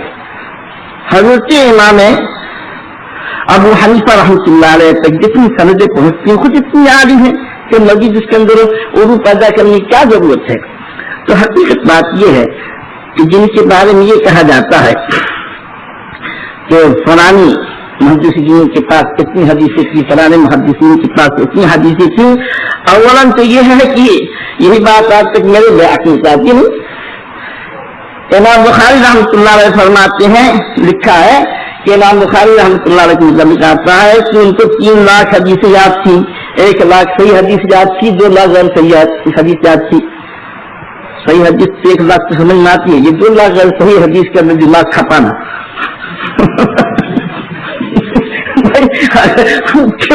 آدمی جو ہے اگر ان کا ایک ذوق تھا، لیکن اب سوچو نہیں کہ 2 لاکھ غیر صحیح حدیث کو یاد کرنا کہ کون سا کمال کی بات ہے بھائی؟ اگر کوئی کمال کی بات ہے تو ہو سکتا ہے کہ اپنے اپنے ذوق کے پاس کمال کی بات ہو، لیکن امام حنیفہ کی عقل کے اندر یہ کمال نہیں آتا کہ خام خواہ کے 2 لاکھ غیر صحیح حدیث یاد کریں. وہ تو کان یحفظ کل حدیث صحیح فی فقہ، وہ تمام ان احادیث کو یاد رکھتے تھے جس کے اندر سے فقہ ہوا کرتی تھی. تو امام بخاری رحمۃ اللہ ہے یا اور محدثین نے جو 3 لاکھ 4 لاکھ 5 لاکھ حدیث ہے، تو کیا حدیث کا متن اتنا ہے؟ احادیث جو اس کا متن جو ہے زیادہ سے زیادہ جو احادیث کا متن بیان کیا گیا تقریب وغیرہ کے اندر وہ 14,000. کتنا متن ہے اصل حدیث؟ 14,000. اب اسی 14,000 کو 14 لاکھ کو بنا دے، یا پھر یہ کہ اس میں صحابہ کرام اور ان کے فتاوے یا پھر تبع تابعین کے فتاوے سب ملا کر کے مصنف عبد الرزاق اٹھا کر کے دیکھیے، مصنف ابن ابی شیبہ اٹھا کر کے دیکھیے، یہ تمام کو احادیث کی کتابیں کہا جاتا ہے. نام الگ الگ ہے، کسی کا مسلم نام ہے، کسی کا مصنف نام ہے، کسی کا موجم نام ہے، نام تو الگ الگ ہے، لیکن سب احادیث کی کتابیں ہیں. لیکن اس کے اندر آپ جا کر کے دیکھیے، اللہ کا توفیق ان کا مطالعہ کیجیے، اس میں کتنی مذکور روایتیں ہیں. عام طور پر صحابہ کے فتاوے ہیں، عام طور پر جو ہے تابعین کے فتاوے ہیں. ان کو ملا کر کے 11 جلد مصنف کی تیار ہوئی ہے. بات میں آتی ہے، یہ کر رہا ہوں کہ وہ بات درمیان میں آ گئی تھی، اور کہ یہ بھی ذہن میں رکھیے کہ احادیث کی جو کثرت ہے وہ کثرت جو ہے اس اعتبار سے پیدا ہوتی ہے کہ ایک ہی حدیث ہوگی، اور ایک حدیث وہ 10 حدیث بھی ہو سکتی ہے، 20 حدیث بھی ہو سکتی ہے، حتیٰ کہ 100 حدیث اور 5 حدیث ہو سکتی ہے. بات میں آتی ہے، بس صرف سند کا فرق ہو جانا چاہیے. اب تھوڑا سا مسئلہ، تھوڑا سا وقت رہ گیا ہے، تھوڑی سی گفتگو ان کے بعد مسائل پر آپ حضرات کی اطلاع میں لانے کے لیے. دیکھیے، ایک مسئلہ ان کا اصولی ہے، اور یہ وہ مسئلہ ہے کہ یہی ایک مسئلہ ہے اصولیہ جو ان کا ہے، ان کو اہل سنت والجماعت سے خارج کرنے کے لیے کافی ہے. نواب وحید الزما حیدرآباد میں ان کے بڑے عالم ہیں، ان کی کتاب ہے حجۃ المہدی. اس کے صفحہ 118 پر نواب صاحب لکھتے ہیں، نواب سنتے رہیں آپ بھی نا، دیکھیے لکھتے ہیں، ولا يجوز الانکار على امور مختلفۃ فيها بین العلماء. مسئلہ میں گئی یہ بات اگر غلط ہے الزام مجھ کو مت دیجیے گا کہ مولانا غلط پڑھ رہے ہیں، لکھا ہے صحیح، لکھا ہے ایسے ہی. اور غلط کیا ہے عبارت، میں آپ کو متنبہ کر دوں کہ اصل صحیح عبارت عربیت کے لحاظ سے یوں ہے کہ ولا يجوز الانکار على امور مختلف فيها، مختلف فيها نہیں، یہ غلط ہے. مسئلہ یہ على امور مختلف فيها کہا جائے گا، مختلف فيها نہیں کہا جائے گا، مگر ان کی عبارت ایسا ہی ہے. یہ لوگ اتنے قابل تھے کہ اذان کو اردو میں مؤنث بولا جاتا ہے، اذان کو اردو میں مؤنث بولا جاتا ہے. تو انہوں نے جہاں پر اذان جمعہ کی بحث کی ہے وہاں پر چونکہ اردو میں اذان کو مؤنث بولا جاتا ہے تو اس لیے عربی کے اندر لکھا الاذان التی اسی کتاب کے اندر ہے الاذان التی. تو خیر یہ میں کہہ رہا ہوں کہ یہ کہتے ہیں کہ ولا يجوز الانکار على امور مختلف فيها بین العلماء، یعنی ایسے امور پر انکار کرنا جائز نہیں ہے، جائز نہیں ہے جو کہ علماء کے درمیان مختلف فی ہے. اور کیا کغسل الرجل ومسحه فی الوضوء، کہ اگر آدمی وضو کے اندر پاؤں دھوے تو بھی واہ، اور اگر پاؤں نہ دھوے اس پر مسح کرے تو بھی واہ۔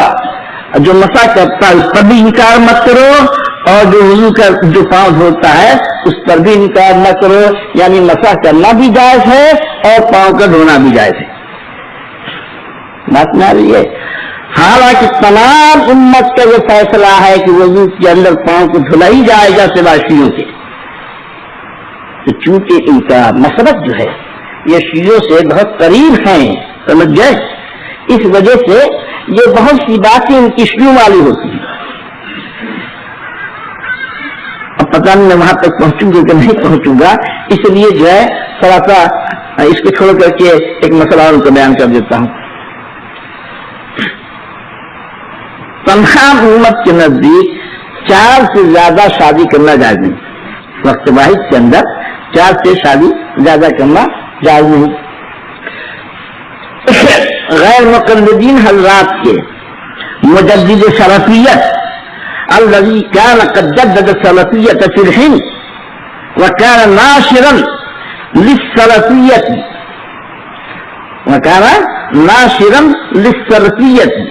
وكان ناشرا لكتب السلف، اس طرح کے الفاظ کے ساتھ جو ہے ان کی تعریف لکھی گئی ہے جہود علماء الحدیث کے اندر۔ مولانا نواب سید حسن خان صاحب نے اپنی کتاب الفجاجی کے اندر اس مسئلے کو ذکر کیا، تو یہ فرماتے ہیں کہ ہمیں یہ کہا تھا کہ تمام امت کے نزدیک 4 سے زیادہ شادی کرنا جائز نہیں۔ اب شیعوں نے کیا کہا کہ 4 سے زیادہ شادی کرنا جائز ہے، اور ان کے نزدیک 9 سے شادی کی جا سکتی ہے، 9 تک گنجائش ہے۔ خوارج سے آگے بڑھے اور انہوں نے کہا کہ 18 تک وقت واحد میں شادی کی جا سکتی ہے، 18 تک وقت واحد میں شادی کی جا سکتی ہے۔ یہ مذہب جو ہے تفسیر مظہری میں شاہ مولانا قاضی ثناء اللہ صاحب امرتسری رحمۃ اللہ علیہ نے ذکر کیا کہ شیعوں کے نزدیک 9 اور خوارج کے نزدیک 18، اور ان غیر مقلدین کے ان عالم کے نزدیک یعنی مولانا نواب صدیق حسن خان صاحب کے نزدیک کہتے ہیں کہ کوئی حصر نہیں ہے، بلا کسی حصر کے جتنی چاہے اتنی شادی کی جا سکتی ہے، نہ 4 کا حصر، نہ 9 کا حصر، نہ 18 کا۔ اور فرماتی یہ ہے کہ جو یہ کہتا ہے کہ 4 سے زیادہ شادی کرنا حضور اکرم صلی اللہ علیہ وسلم کی خصوصیت تھی، تو دعوائے اختصاص مفتقر بدلیلت، کیا حضور اکرم صلی اللہ علیہ وسلم کے ساتھ خصوصیت کا دعویٰ کرنا یہ دلیل کا محتاج ہے۔ تو ان کے نزدیک ایک مسئلہ یہ بھی ہے کہ اس سلسلے میں شیعوں سے بھی آگے بڑھ گئے، عجیب عجیب دماغ کے ہیں۔ سارے علماء کے نزدیک اور تمام اہل سنت والجماعت کے نزدیک مسئلہ یہ ہے کیا کہ اگر کوئی مشتر ہو جائے تو حرام کھانا بقدر سد رمق جائز ہے۔ یہ 3 ہے مسئلہ مانا کہ اتنا جائز ہے، ولا باغی ولا غیر باغی ولا عادی، قرآن کے اندر ہے۔ مگر ان کی نزدیک کیا ہے؟ جازا للمستر ان یأکل المحرم حتی الشبع، کہ مستر کے لیے حرام کھانا پیٹ بھر کے کیا آسودہ ہونے تک جائز ہے۔ یہ نظر ابراج کے اندر لکھا ہے، قرآن کے بالکل حکم کے خلاف۔ تو ان کے اور دوسری قسم کے عجیب عجیب مسائل یا احناف کے مسائل کو دیکھتے ہیں، جو مختار میں یہ لکھا ہے، بہشتی زیور کے اندر یہ لکھتا ہے، مجھ سے کہا کہ بہشتی زیور کے اندر لکھا ہے کہ اگر انگلی کے اندر پیخانہ لگ جائے تو اس کو چاٹ لیا جائے تو انگلی پاک ہو جاتی ہے۔ ایسے میرا اگر ربانی نہیں ہوئے جو کیسٹ پہ جا کے دیکھو یہ تمہاری بہشتی زیور ہے، اس کے اندر تھانوی میں یہ لکھا ہے کہ انگلی کے اندر پیخانہ لگ جائے تو اس کو چاٹ لیا جائے تو انگلی پاک ہو جائے گی۔ میں گیا اندر मुझसे लोगों ने कहा कि मौलाना ये मसला ऐसे बड़े कम वक्त होते हैं, इसी किस्म के मसल निकालते हैं। उस मस्जिद के अंदर एक इज्तिमा हुआ, मसला यही आ गया। मैंने कहा कि हम इस वक्त समझेंगे कि हमारा यह मसला गलत है और तू इस मसले के गलत होने पर, गलती साबित करने के अंदर तुम सच्चे हो कि तुम अपना सही मसला बयान कर। कि तुम्हारे नजदीक अगर पैखाना लगा हुआ कोई आदमी उंगली अपनी काट ले तो तुम्हारे नजदीक पास होगा कि बात तुम्हारा मसला सही क्या हमको बतला दो। बैठे हुए थे। मैंने कहा कि हमारा मसला उस वक्त गलत होगा जबकि तुम इसकी जगह पर कोई सही मसला बतलाओ, ये मसला सही है, तब हम समझेंगे हमारा मसला गलत है। तो हम तुमसे ये फतवा पूछ रहे हैं कि अगर तुमने अपने पैखाने, तुमने अपनी उंगली पैखाने के अंदर डुबो ली और तुमने काट दिया तो चाहे तुम्हारा मुंह गंदा हुआ, तुम्हारी उंगली पाक कि ना पाक, मैं बतलाओ पैसा मैंने ना इसका फैसला करना होगा। बात जो है तुम लोग आवाम को गुमराह करते हो, तुम बस फैसला करके बतलाओ कि ना पाकी की पाक भागे कोई जवाब नहीं दे सकते। तो जो चीज ऐसी होती है कि हादसाती तौर पर कभी कभी किसी वजह से पागल है, कोई मजनून, कोई दीवाना, कोई बच्चा है, कभी ऐसा कोई बात हो गई, या हमको तो पेशान वाली बात तो है नहीं, मगर भाड़ा शरीयत तो शरीयत है, उसको तो हर तरह के मसाल बयान करना है। तो अब वो ढूंढ करके जो है ऐसा मसला लेकर के आते हैं आवाम को बरगश्ता करने के लिए और परेशान करने के लिए। तो बहरहाल इसी किस्म के मसाल होते हैं। तो देखिए मैं क्या कह रहा था कि इनका एक मसला ये है, इनका जो उसूल है वक्त तवस्सुल बिल अमवात से दुआ। अगर कोई आदमी दुआ के अंदर अमवात से तवस्सुल कर रहा है तो कहते हैं कि अमवात से तवस्सुल करने पर इनकार नहीं करना चाहिए। और इनका मसला ये है, दूसरों से छुपाते हैं, गैर मुकल्लिदीन ने अपनी किताबों को राज कर दिया। ये मुझे अबरार और हदीस महदी और कंजुल हकाक की किताबें जो है आप हिंदुस्तान पाकिस्तान में तलाश की नहीं मिलेगी किताब, राज कर दिया किताबों को। उसमें अल्लाह भला करे हमारे उलमा का पाकिस्तान से जब उन्होंने देखा कि इसका मकसूद तंग कर रखा है तो उन्होंने खुद अपने पैसे से इन किताबों को शाये कर दिया, इन किताबों को अपने पैसे से शाये किया। तो इसी कहते हैं कि वक्त तवस्सुल बिल अमवात फिर दुआ, इस पर इनकार नहीं करना चाहिए, ये भी जायज है। वक्त दुआ मिनल्लाहि इंदा कुबूरिल औलिया वल अंबिया, के अंबिया और औलिया के कब्र के पास दुआ करना ये भी ऐसी चीज है कि इस पर इनकार नहीं करना चाहिए, ये भी जायज है। और इनकार करोगे तो नाजायज है। वइरसाल यदैन फी सलात, नमाज छोड़ करके हाथ छोड़ करके कोई नमाज पढ़ रहा है इस पर इनकार नहीं करना चाहिए। और जरा सा कान में उंगली डाल लीजिए ताकि हल्के से सुनाइए। फरमाते हैं ववक्किल अज़वाज वल इमाए फी दुबुर,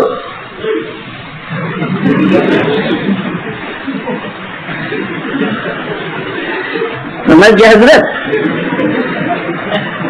छोटे छोटे बच्चे होंगे तफसीर की लेकिन आप हजरत उसको समझा।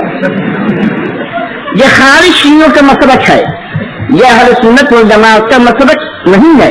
ये मलऊन है, अल्लाह के रसूल सल्लल्लाहु अलैहि वसल्लम ने फरमाया जो कि ऐसा काम करे। और शियों के नजदीक अगर मुकल्लिदीन के नजदीक इजाज़त है। और मैंने समझा कि सिर्फ जो है इनका मसला है, अमल शायद न हो लेकिन जामे सलफिया का एक आलिम, एक मुहक्किक डॉक्टर, पीएचडी आलिम, जिसने कि जामे सलफिया जामिया इस्लामिया बनारस उसने पीएचडी किया, उसकी गैर मुकल्लिद मुबारकपुर का रहने वाला, उसकी शादी हुई एक हंसी घराने में, सरामीर एक जगह आजमगढ़ में। जहां शादी हुई वो हमारे एक दोस्त थे, उनकी भतीजे से शादी हुई। थोड़े दिनों के बाद मियां बीवी के दरमियान ताल्लुकात कशीदा होने लगे। वो दो वजह से, एक तो ये है कि वो कहता था कि तुम हंसियों को मतलब کے مسئلے کی مسائل کی نماز نہ پڑھو، جیسے ہم لوگ نماز پڑھتے ہیں ویسے نماز پڑھ کے سب مارتا تھا وہ، تو خیر یہ کیسی خاص بات نہیں کی. دوسرے یہ کہ وہ یہی کام کرتا تھا اپنی بیوی کے ساتھ، وہ یہی کام ہی کرتا تھا. تو اب وہ بیچاری بچی کب تک اس کو برداشت کرے؟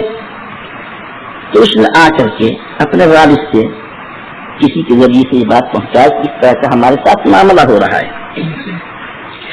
تو اس کے والد گئے، مولانا مجیب اللہ ندوی ایک صاحب ہے ہمارے ہاں، اور ان کا ایک مدرسہ جامع الرشاد اعظم گڑھ میں، انہوں نے آج کل ہمارے یہاں سب کو نکاح کے سلسلے میں جگہ جگہ شرعی پنچایت قائم کی جو ہے اس کے وہ انتہا بھی قائم کی. ان کے پاس گئے، وہاں رکھا اس مسئلے کو. تو مولانا نے جو جیسا کہ وہاں کا دستور ہے اس کے مطابق لڑکی کو بلایا اور اس کے شوہر کو بلایا.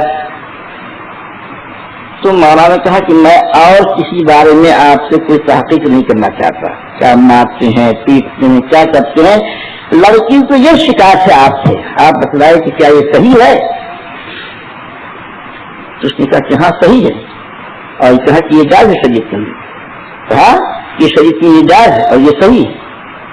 تو اس وقت یہ سمجھ میں آیا کہ عملاً بھی ان کے نزدیک اس مسئلے کے اوپر عمل ہوتا ہے. تو آرا کل حال یہ ان کا مسئلہ ہے. کہتے ہیں کہ جائز نہیں ہے انکار کرنا علی وقی الازواج والما فی الدبر والمتعاتی، متعاتی اگر کوئی کرے تو اس کی پر بھی انکار کرنا جائز نہیں ہے. یہ متعاتی شیعوں کا مسئلہ ہے. متعاتی شیعوں کے نزدیک جائز ہے، کسی سنی کے نزدیک متجائز نہیں ہے. اور حضرت امام مالک رحمۃ اللہ علیہ اور حضرت عبداللہ بن عباس کی طرف جو منسوب کیا جاتا ہے وہ سب غلط ہے. اس کی بات سے آپ نے سمجھ لیں گے. والجمع بین الصلاتین، اگر دو نماز کو ایک وقت کے اندر جمع کر دیا جائے، ظہر کی نماز کو عصر کے وقت میں، عصر کی نماز کو ظہر کے وقت میں، تو بھی ایسا کرنا جائز ہے، ایسا طریقہ نہیں کرنا چاہیے. یہ سب اہل سنت والجماعت کے خلاف باتیں ہیں. یہ اس لیے میں نے آپ کو سنا دیا کہ معلوم ہو جائے کہ کتنے بڑے اہل سنت والجماعت ہیں، یہ خارج من اہل سنت والجماعت ہیں. اور واللعب بالشطرنج والغنا والمزامیر، اگر کوئی جو ہے شطرنج کھیلے، گانا گائے بجائے یا اسی طریقے سے مزامیر کے ساتھ اشتغال رکھے تو یہ بھی جو ہے جائز ہے، اس کے اوپر جو ہے انکار نہیں کرنا چاہیے. والفاتحۃ المرسومہ، اور جو مروج فاتحہ ہے، نیاز فاتح جو غیر ملتی کرتے ہیں اس پر بھی انکار نہیں کرنا چاہیے. اور مجلس المیلاد، یہ جو مجلس میلاد نقد ہوتی ہے اس پر بھی نقید نہیں کرنا چاہیے.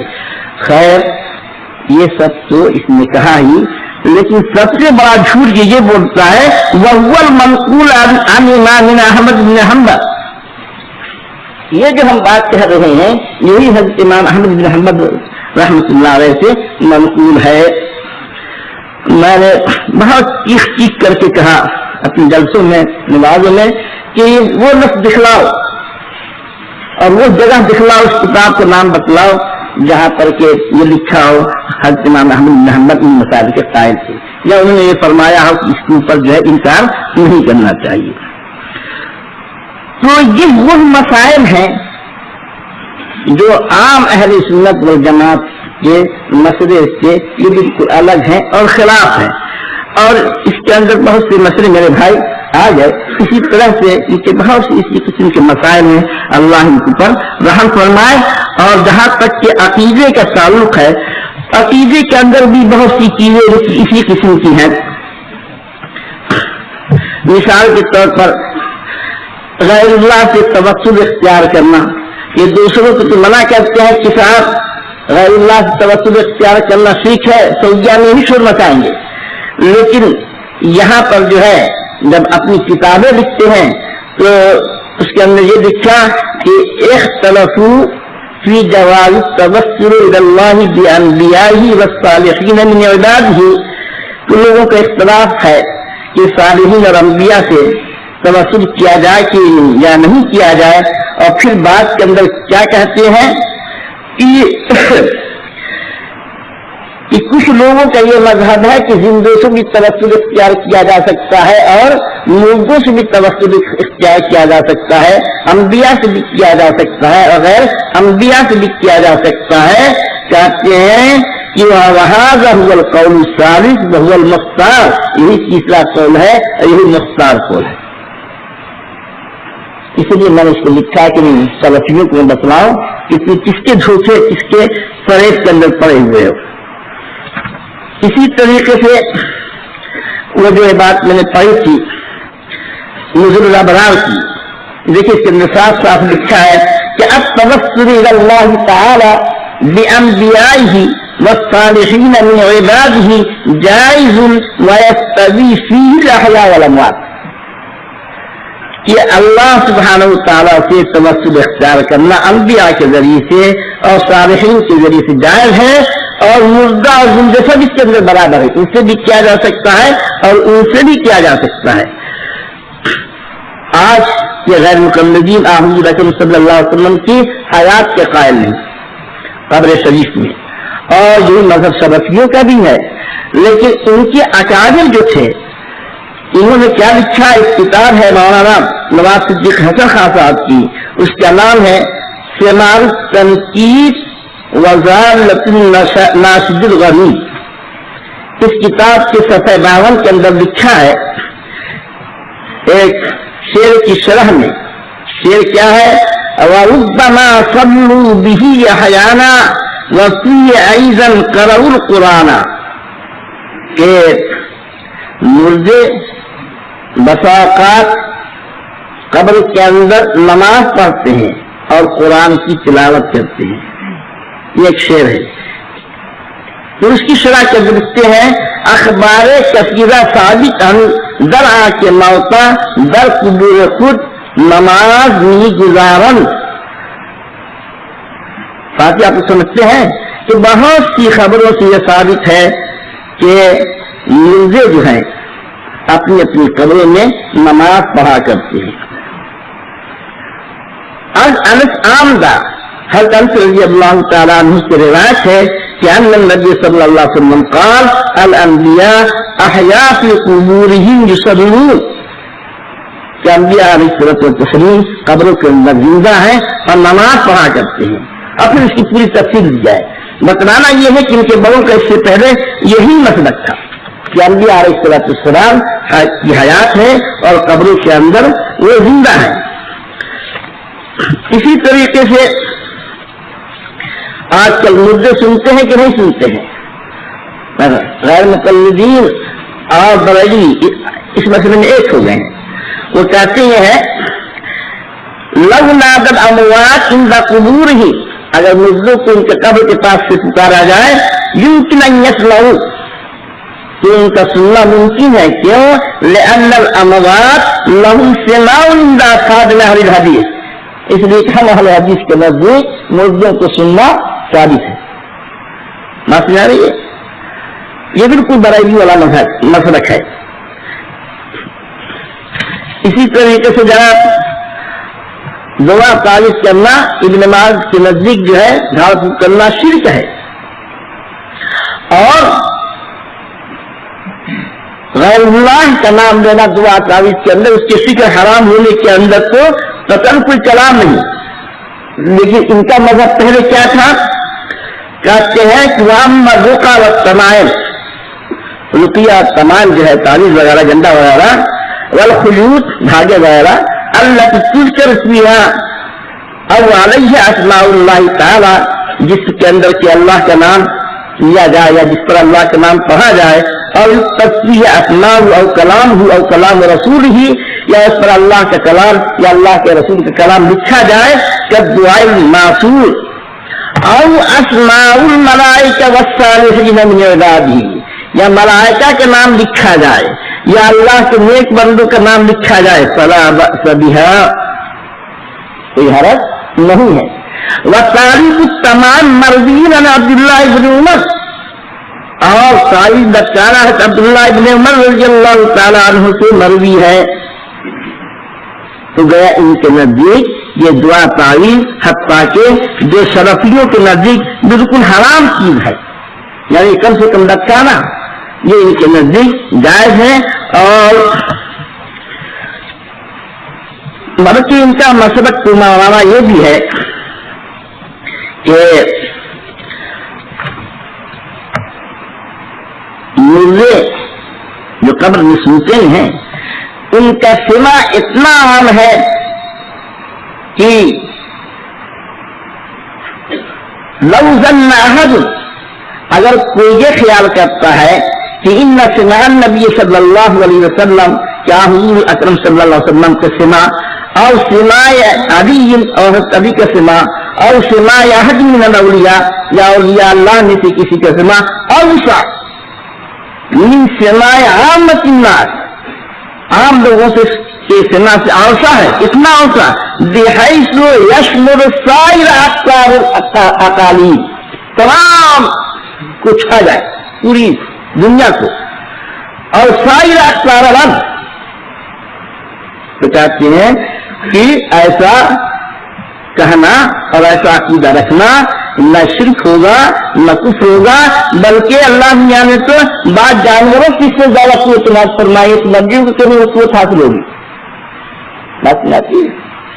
ایک عقیدہ ان کا حضرت والا یہ بھی ہے، اور ایک عقیدہ یہ بھی سن لیجیے کہ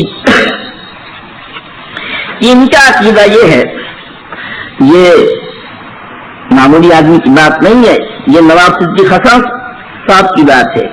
پہلے عربی میں سن لیجیے، اس کے بعد میں آپ کو عربی عبارت کا جو فارسی سے جو ترجمہ کیا ہے وہ فارسی عبارت بھی سنا دوں گا. اللہ کے رسول صلی اللہ علیہ وسلم پر جو صلاۃ و سلام پڑھا جاتا ہے تحیات کے اندر، بحث اس کی چل رہی ہے کہ جو ایھا النبی ورحمۃ اللہ وبرکاتہ کہا جاتا ہے یہ کس طرح کا خطاب ہے. تو فرماتی ہیں کہ وقال بعض العارفین ان هذا الخطاب، کون سا خطاب؟ ایسی قولی علیہ السلام علیکہ السلام علیکہ ایھا النبی کا جو علیکہ کا یہ خطاب ہے بجہت سریان الحقیقت المحمدیت علیہ الصلوۃ والسلام فی سائر الموجودات و افراد الممکنات. سمجھا؟ نہیں سمجھا؟ میں وہ بات کہہ دیا ہے کہ زمین اوپر ہو جائے آسمان نیچے ہو جائے. فرماتی میں ہے کہ جو علیکہ کا خطاب ہے وہ اس طرح پر ہے کہ حقیقت محمدیہ علیہ الصلوۃ والتسلیم تمام موجودات کے اندر سرایت کیے ہوئے ہے. سمجھ گئے؟ تمام موجودات کے اندر سرایت کیے ہوئے ہے اور تمام افراد ممکنات کے اندر سرایت کی ہے. یعنی آپ کے اندر بھی کیا ہے؟ حقیقت محمدیہ ہے. آپ پر بھی السلام علیکم، آپ پر بھی حقیقت، آپ کے اندر بھی حقیقت.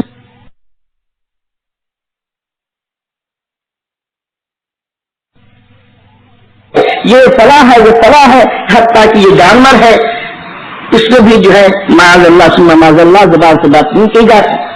کتنی عظیم بات ہے. قد خرج الانسان بمثل هذه العقیدہ من اللہ. هذا عقیدہ التناسخ، التناسخ کا عقیدہ ہے.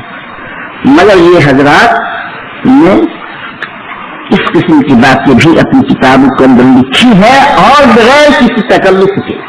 فرماتے ہیں کہ بجہت سریان الحقیقت المحمدیہ علیہ الصلوۃ والسلام فی سائر الموجودات و افراد الممکنات فإنه صلی اللہ علیہ وسلم موجود وحاضر فی ذوات المصلین فينبغي للمصلين أن يعرفوا هذا المعنى ولا يغفلوا عن هذا الشهود حتى يفوزوا بأنواع القرب وأسرار المعرفة. اللہ اکبر. یہ کوئی ہے اہل سنت والجماعت اس قسم کا عقیدہ نہیں رکھ سکتا. یہ تو امام کو غارت کرنے والی چیز ہے، اور یہ جو ہے ان کی جو اصل عبارت ہے اس کو بھی آپ سن لیں. اور اس کے بعد میں بھی غالباً تھک رہا ہوں. فرماتے ہیں وبعض العرفاء قدست سرهم گفتان، بعض اولیاء اللہ نے کہا ہے کہ یہ خطاب، یہ جو خطاب السلام علیکہ بجہت سریان حقیقت محمدیہ کہ اس وجہ سے ہے کہ اللہ کے رسول صلی اللہ علیہ وسلم کی حقیقت جو ہے در سارے موجودات وہ سریان کر گئی ہے اور داخل ہو گئی ہے تمام موجودات کے اندر افراد ممکنات. حضرت صلی اللہ علیہ وسلم در ذوات مسمیہ موجود و حاضر ہے. اللہ صلی اللہ علیہ وسلم کی ذات جو ہے تمام مسمیوں کی ذات کے اندر موجود اور حاضر ہے. خدا کی قسم اگر صرف یہی ایک عبادت لا کر کے ابن عباس کے پاس رکھ دیا جاتا کہ جتنا ابن عباس نے ان کو پیسہ دیا سب واپس لے لیا ہوتا سب واپس لے لیا ہوتا. یہ کوئی معمولی بات نہیں ہے. ان سب باتوں کی لوگ چھپاتے ہیں, ظاہر نہیں کرتے ہیں اور آنکھوں میں جھوٹ جھوٹتے ہیں کہ ہم جو ہے اللہ والے ہیں اور فلاں والے ہیں اور سنت والجماعت ہیں. بات جو ہے میں ختم کر رہا ہوں. اور یہ حیات انبیاء کا مسئلہ تو آپ نے سنا اور مولانا نذیر میاں حسین جہلوی رحمۃ اللہ علیہ یہ بھی بیان کے عالم ہے. ایک ساتھ کل کہنے لگے کہ آپ جو ہے ابن تیمیہ کو شیخ الاسلام بھی کہتے ہیں. ابھی ہم نے جو ہے مولانا میاں نذیر حسین کو رحمۃ اللہ علیہ بھی کہا ہے بھائی یہ جو ہے ایسی چیز نہیں کہ تلاش کیا جائے. اختلاف ہے ہمارا ان کا, لیکن ہمارا کچھ حدود ہے اس اختلاف کی, اس کی تجاوز جو ہے نہ کیا جائے. تو ان سے پوچھا گیا انبیاء علیہ السلام ان کی حیات ہے کہ نہیں ہے. تو فرماتے ہیں کہ اور حضرات انبیاء اردو میں صرف سنا دیتا ہوں, اور حضرات انبیاء علیہ السلام اپنی اپنی قبر میں زندہ ہیں, خصوصاً حضرت صلی اللہ علیہ وسلم. بات مان لی گئی کہ فرماتے ہیں کہ جو قبر ضرور بھیجتا ہے میں سنتا ہوں اور دور سے پہنچایا جاتا ہوں.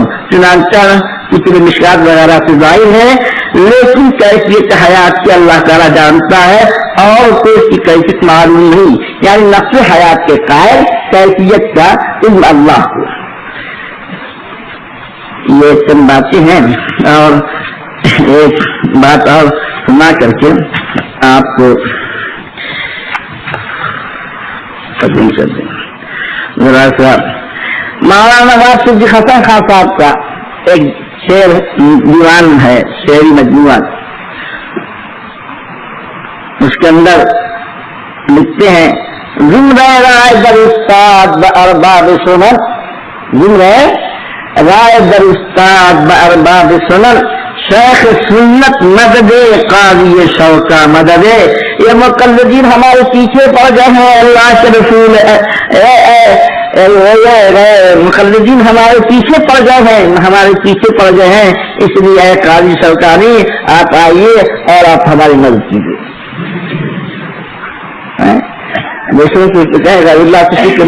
رہ اللہ کی سیانت اور مدد کرنا استمداد کرنا حرام اور ناجائز ہے. اور یہاں پر اللہ کے رسول صلی اللہ علیہ وسلم سے نہیں, صحابہ کرام سے نہیں, نجیم سے نہیں, کس سے؟ شیخ سنت مدد ہے اور قاضی شوقہ مدد ہے. نیچے کے شعر ہے گفت نواب غزل در صفت سنت تو. نواب صاحب نے آپ کی تعریف میں اے اللہ کے رسول صلی اللہ علیہ وسلم غزل یہ کہی ہے, خواجہ جی سیدھے قبلہ پاکا مدد, اے اللہ کے رسول صلی اللہ علیہ وسلم ہمیں کچھ دیجیے اور ہماری مدد فرمائیے. یہ جو ہے میں نے تھوڑی سی رعایت کے ساتھ یہ ترجمہ کیا ہے, ورنہ اس کو میں اگر غیر مقلد ہوتے تو میں ان کو کہہ دیتا کہ یہ خواجہ جی مدد ہے, قبلہ مدد ہے, یہ شیخ قاضی شوقانی کو کہہ رہے ہیں, قاضی شوقانی کو کہہ رہے ہیں. مگر بہرحال تھوڑا سا احتیاط. اللہ کے رسول صلی اللہ علیہ وسلم نے فرمایا کہ من حلف بغیر اللہ فقد اشرک, غیر اللہ کے جس نے قسم کھائے اس نے شرک کیا. اور نواز صاحب کیا فرماتے ہیں قسم بشاہ رسالت, قسم بشوقت, قسم بشاہ رسالت, قسم بشوقت کہ نیش در سر من جز ہوائے سنت. رسول اللہ کی قسم کھا رہے ہیں, ان کی جان کی قسم کھا رہے ہیں, اور پھر یہ قسم کھا کر کے جو کہ غیر سنت ہے اور حرام ہے غیر اللہ کی قسم کھانا، چاہے رسول اللہ کی قسم کھائی جائے. اور یہ قسم کھا کر فرما رہے ہیں یا اللہ کے رسول میرے دماغ میں سوائے سنت کی محبت کی اور گھسائی نہیں ہے. کھائیں قسم غیر اللہ کی، اور اسی کے ساتھ ساتھ یہ بھی کہ ہم تو سنت پر عمل کرنے والے لوگ ہیں. یہ کچھ جو چیزیں ہم نے آپ سے بیان کی میرے بھائی وہ تو ہے ہی نہیں. ان میں سے ایک ایسا خبیث انسان بھی گزرا ہے جس کا نام عنایت اللہ آخری ہے. اس نے کتاب لکھی زمزم کی میلاد عیسیٰ ابن مریم. اس کتاب کے اندر اس بدبخت نے حضرت عیسیٰ علیہ الصلوۃ والتسلیم کے بارے میں لکھا کہ ان کی ولادت طبیعی ولادت تھی، جس طریقے سے عام انسانوں کی ولادت ہوتی ہے اس طرح سے ولادت تھی. اور ان کے والد بھی تھے، حضرت مریم علیہ الصلوۃ والتسلیم کے شوہر بھی تھے. اور جو لوگ یہ کہتے ہیں کہ حضرت عیسیٰ علیہ السلام کی ولادت جو ہے غیر طبیعی ہوئی تھی اور معجزانہ طریقے کے اوپر ہوئی تھی، وہ جو ہے غلط کہتے ہیں. اور اس شخص نے جو ہے قرآن کی تحریف کر کے رکھ دیا. میں نے اس کا فوٹو دیا، اس کے اندر ذرا سے سن لیجیے. دیکھیے تفسیر کہتا ہے، عربی بھی اور تفسیر پڑھتا ہوں. وَاذْكُرْ فِي الْكِتَابِ مَرْيَمَ إِذِ انْتَبَذَتْ. تو اِذِ انْتَبَذَتْ کی تفسیر کیا؟ ظَهَرَتْ مِنْ بَيْتِ أَهْلِهَا. من اہلیہ کیا کہا؟ من بیت اہلیہ. اور اہلیہ کی تفسیر کیا؟ اے زوجہا و سحرہا. مکانا شرقیہ اے الی مکان شرق من سحرہا وہو بیت ابویہا. یہ جو ہے قرآن کا انکار. اور اس کی وجہ سے یہ شخص جو ہے خارج عن اسلام ہے.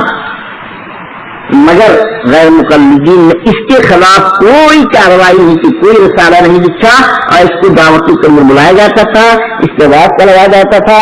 غیر مقلدین ان کو بلا کر کے اپنی مسجدوں کو رونق بخشتے تھے، اس کے پیچھے نماز پڑھا کرتے تھے اور مقلدین کو گالیاں دلایا کرتے تھے. یہ پوری تفسیر ہے. یہ کتاب اللہ فانتبذت به مكانا قصيا کی تفسیر کے اندر لکھا ہے فخرجت به تسافر مع زوجها الى مكان بعيد لضرورت بدت. سمجھے جناب. اور دیکھیے قرآن کے اندر کیا ہے کہ رسولوں اور نبیوں کا تذکرہ ہے، کچھ کا تذکرہ ہے اور وَمِنْهُمْ مَنْ نَقُصُّ عَلَيْكَ اور کچھ نبیوں کا تذکرہ نہیں ہے. تو عام علماء امت اہل سنت والجماعت کا عقیدہ یہ ہے کہ جن کا تذکرہ ہو ان کا تو نام لیا جائے، اور جن کا تذکرہ نہ ہو تو بغیر متعین مشخص کے ان پر ایمان لایا جائے. یہ عقیدہ ہے. مگر جن کا ذکر قرآن اور حدیث کے اندر نہیں ہے ان کے بارے کے اندر نبوت کا دعویٰ کرنا یہ اہل سنت والجماعت کا طریقہ نہیں رہا ہے. لیکن یہ غیر مقلدین میں سے ایسے افراد بھی گزرے ہیں کہ وہی نواب وحید الزمان نے اپنی کتاب حدیث مہدی کے اندر لکھا کہ ہمیں دوسروں کی نبوت کا انکار نہیں کرنا چاہیے، یعنی جن کا ذکر قرآن کے اندر نہیں ہے حدیث کے اندر نہیں ہے ان کی نبوت کا انکار نہیں کرنا چاہیے. اگر ان کے دین والے ان کو اپنا نبی سمجھتے ہیں تو مثال کے طور پر فرماتے ہیں کہ ہمارے لیے مناسب نہیں ہے کہ ہم دوسروں کی نبی کی نبوت کا انکار کریں. اگر تواتر سے یہ بات معلوم ہو کہ فلاں قوم والے ان کو یا جو کفار ہے ان کو انبیاء اور اپنا رسول اور صبح میں سے ان کا شمار کرتے ہیں. مثال جیسے رام چندر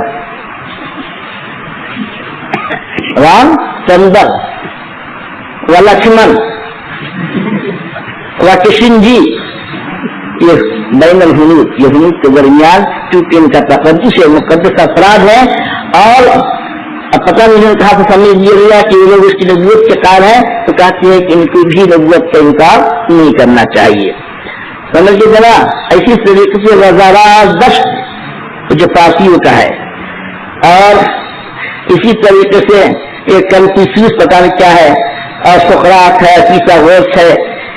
یہ جو ہے آج تک کسی نے متعین کر کے یہ تو کہا ہے کہ اللہ تعالیٰ نے جتنے کو نبی بنایا ہم سب پر ایمان لاتے ہیں, لیکن جن کا ذکر قرآن کے اندر نہیں, حدیث کے اندر نہیں ہے, اور ان کو تم نبی ثابت کرو اور کہو کہ ایمان لانا واجب ہے. یہ اہل سنت والجماعت کا عقیدہ نہیں ہے, بلکہ اس ایمان آدمی کی ایمان کو خطرے میں ڈالنے والی چیز ہے. تو بہرحال یہ اپنے عقیدے کے اعتبار سے, اپنے مسائل کے اعتبار سے, اور رات جو ہے شاید میں نے جب یہ کہا تھا کہ ان کا مسئلہ یہ ہے کہ ان کے نزدیک شراب جو ہے نجس نہیں ہے, تو بعض ہمارے طلبا نے تعجب کیا تھا, مگر حقیقت یہی ہے کہ ہم نے اس کتاب کے اندر جو نور الابرار کی فوٹو دیے ہیں اور حدیث نبی کی فوٹو دیے ہیں, اس کے اندر ایک جگہ نہیں بار یہ لکھا ہے کہ وصحیح ان الخمر لیس بنجس. صحیح بات یہ ہے کہ شراب جو ہے نجس نہیں ہے. اور اب ایک آخری بات کہہ کر کے میں بات کو ختم کر رہا ہوں, 12:30 بجنے جا رہا ہے, کہ یہ آپ یہ نہ سمجھیں کہ جو کتابیں جن کتابوں کو میں نے حوالے دی ہیں یہ کتاب یہ غیر معتبر ہے. یہ غیر معتبر کتاب نہیں ہے. آپ حضرات اس کو نوٹ کیجئے, صفحہ نوٹ کیجئے, کتاب کا نام نوٹ کیجئے, تاکہ اگر کہیں کوئی یہ کہے کہ صاحب یہ ہے کتابیں ہمارے نزدیک جو ہیں غیر معتبر ہیں, تو آپ اس کا رد کر سکیں. اس کو ہم اس کے بعد ہم بات ختم کرتے ہیں. دیکھیے یہ ہے کتاب جماعت اہل حدیث کی تصنیفی خدمات. کتاب کا نام کیا ہے؟ لکھنا جماعت اہل حدیث کی تصنیفی خدمات, اور اس کے لکھنے والے ہیں رئیس احمد ندوی, عبدالسلام مدنی, محمد مستقیم سرفی. 3 آدمی نے مرتب کیا ہے. اتنی موٹی کتاب ہے یہ, 1400 صفحات سے زیادہ کی. اس کے اندر غیر مقلدین نے اپنے اکابر کی تصانیف کو جمع کیا ہے, اس کا تعارف کرایا ہے. اور یہ تصنیفی خدمات والی جو کتاب ہے ادارت البحوث الاسلامیہ والدعوہ وبرستہ بالجامعہ سرفیہ بنارس اور سے شائع ہوئی ہے. جامعہ سرفیہ بنارس کی کتاب شائع ہوئی ہے. اس کتاب کے صفحہ 64 پر یہ ہے کیا دیکھیے, یہ کتاب بھی فقہ اہل حدیث کے موضوع پر ہے اور عوام میں بہت مقبول ہے. حدیث نبی اور نور الابرار کا اس طرح سے تعارف کرایا ہے. سمجھ گئے؟ یہ کتاب بھی اس میں ہے فقہ اہل حدیث کے موضوع پر ہے اور عوام میں بہت مقبول ہے. تو گویا کہ انہیں اعتراف ہے کہ یہ کتاب ان کے نزدیک معتبر ہے, فقہ اہل حدیث میں ہے, اور ان کتاب کے مسائل ہیں جن کا تعلق کے اعتقادات سے بھی ہے اور جن کا تعلق کے مسائل سے بھی ہے. اللہ سبحانہ و تعالی ہم لوگوں کو اس فتنے سے بچائے, اس کے سمجھنے کی توفیق عنایت فرمائے, اور اللہ تعالی اس سلسلے کی تمام کاوشوں کو قبول حافظ ہے سچائی کے, محافظ ہے سچائی کے.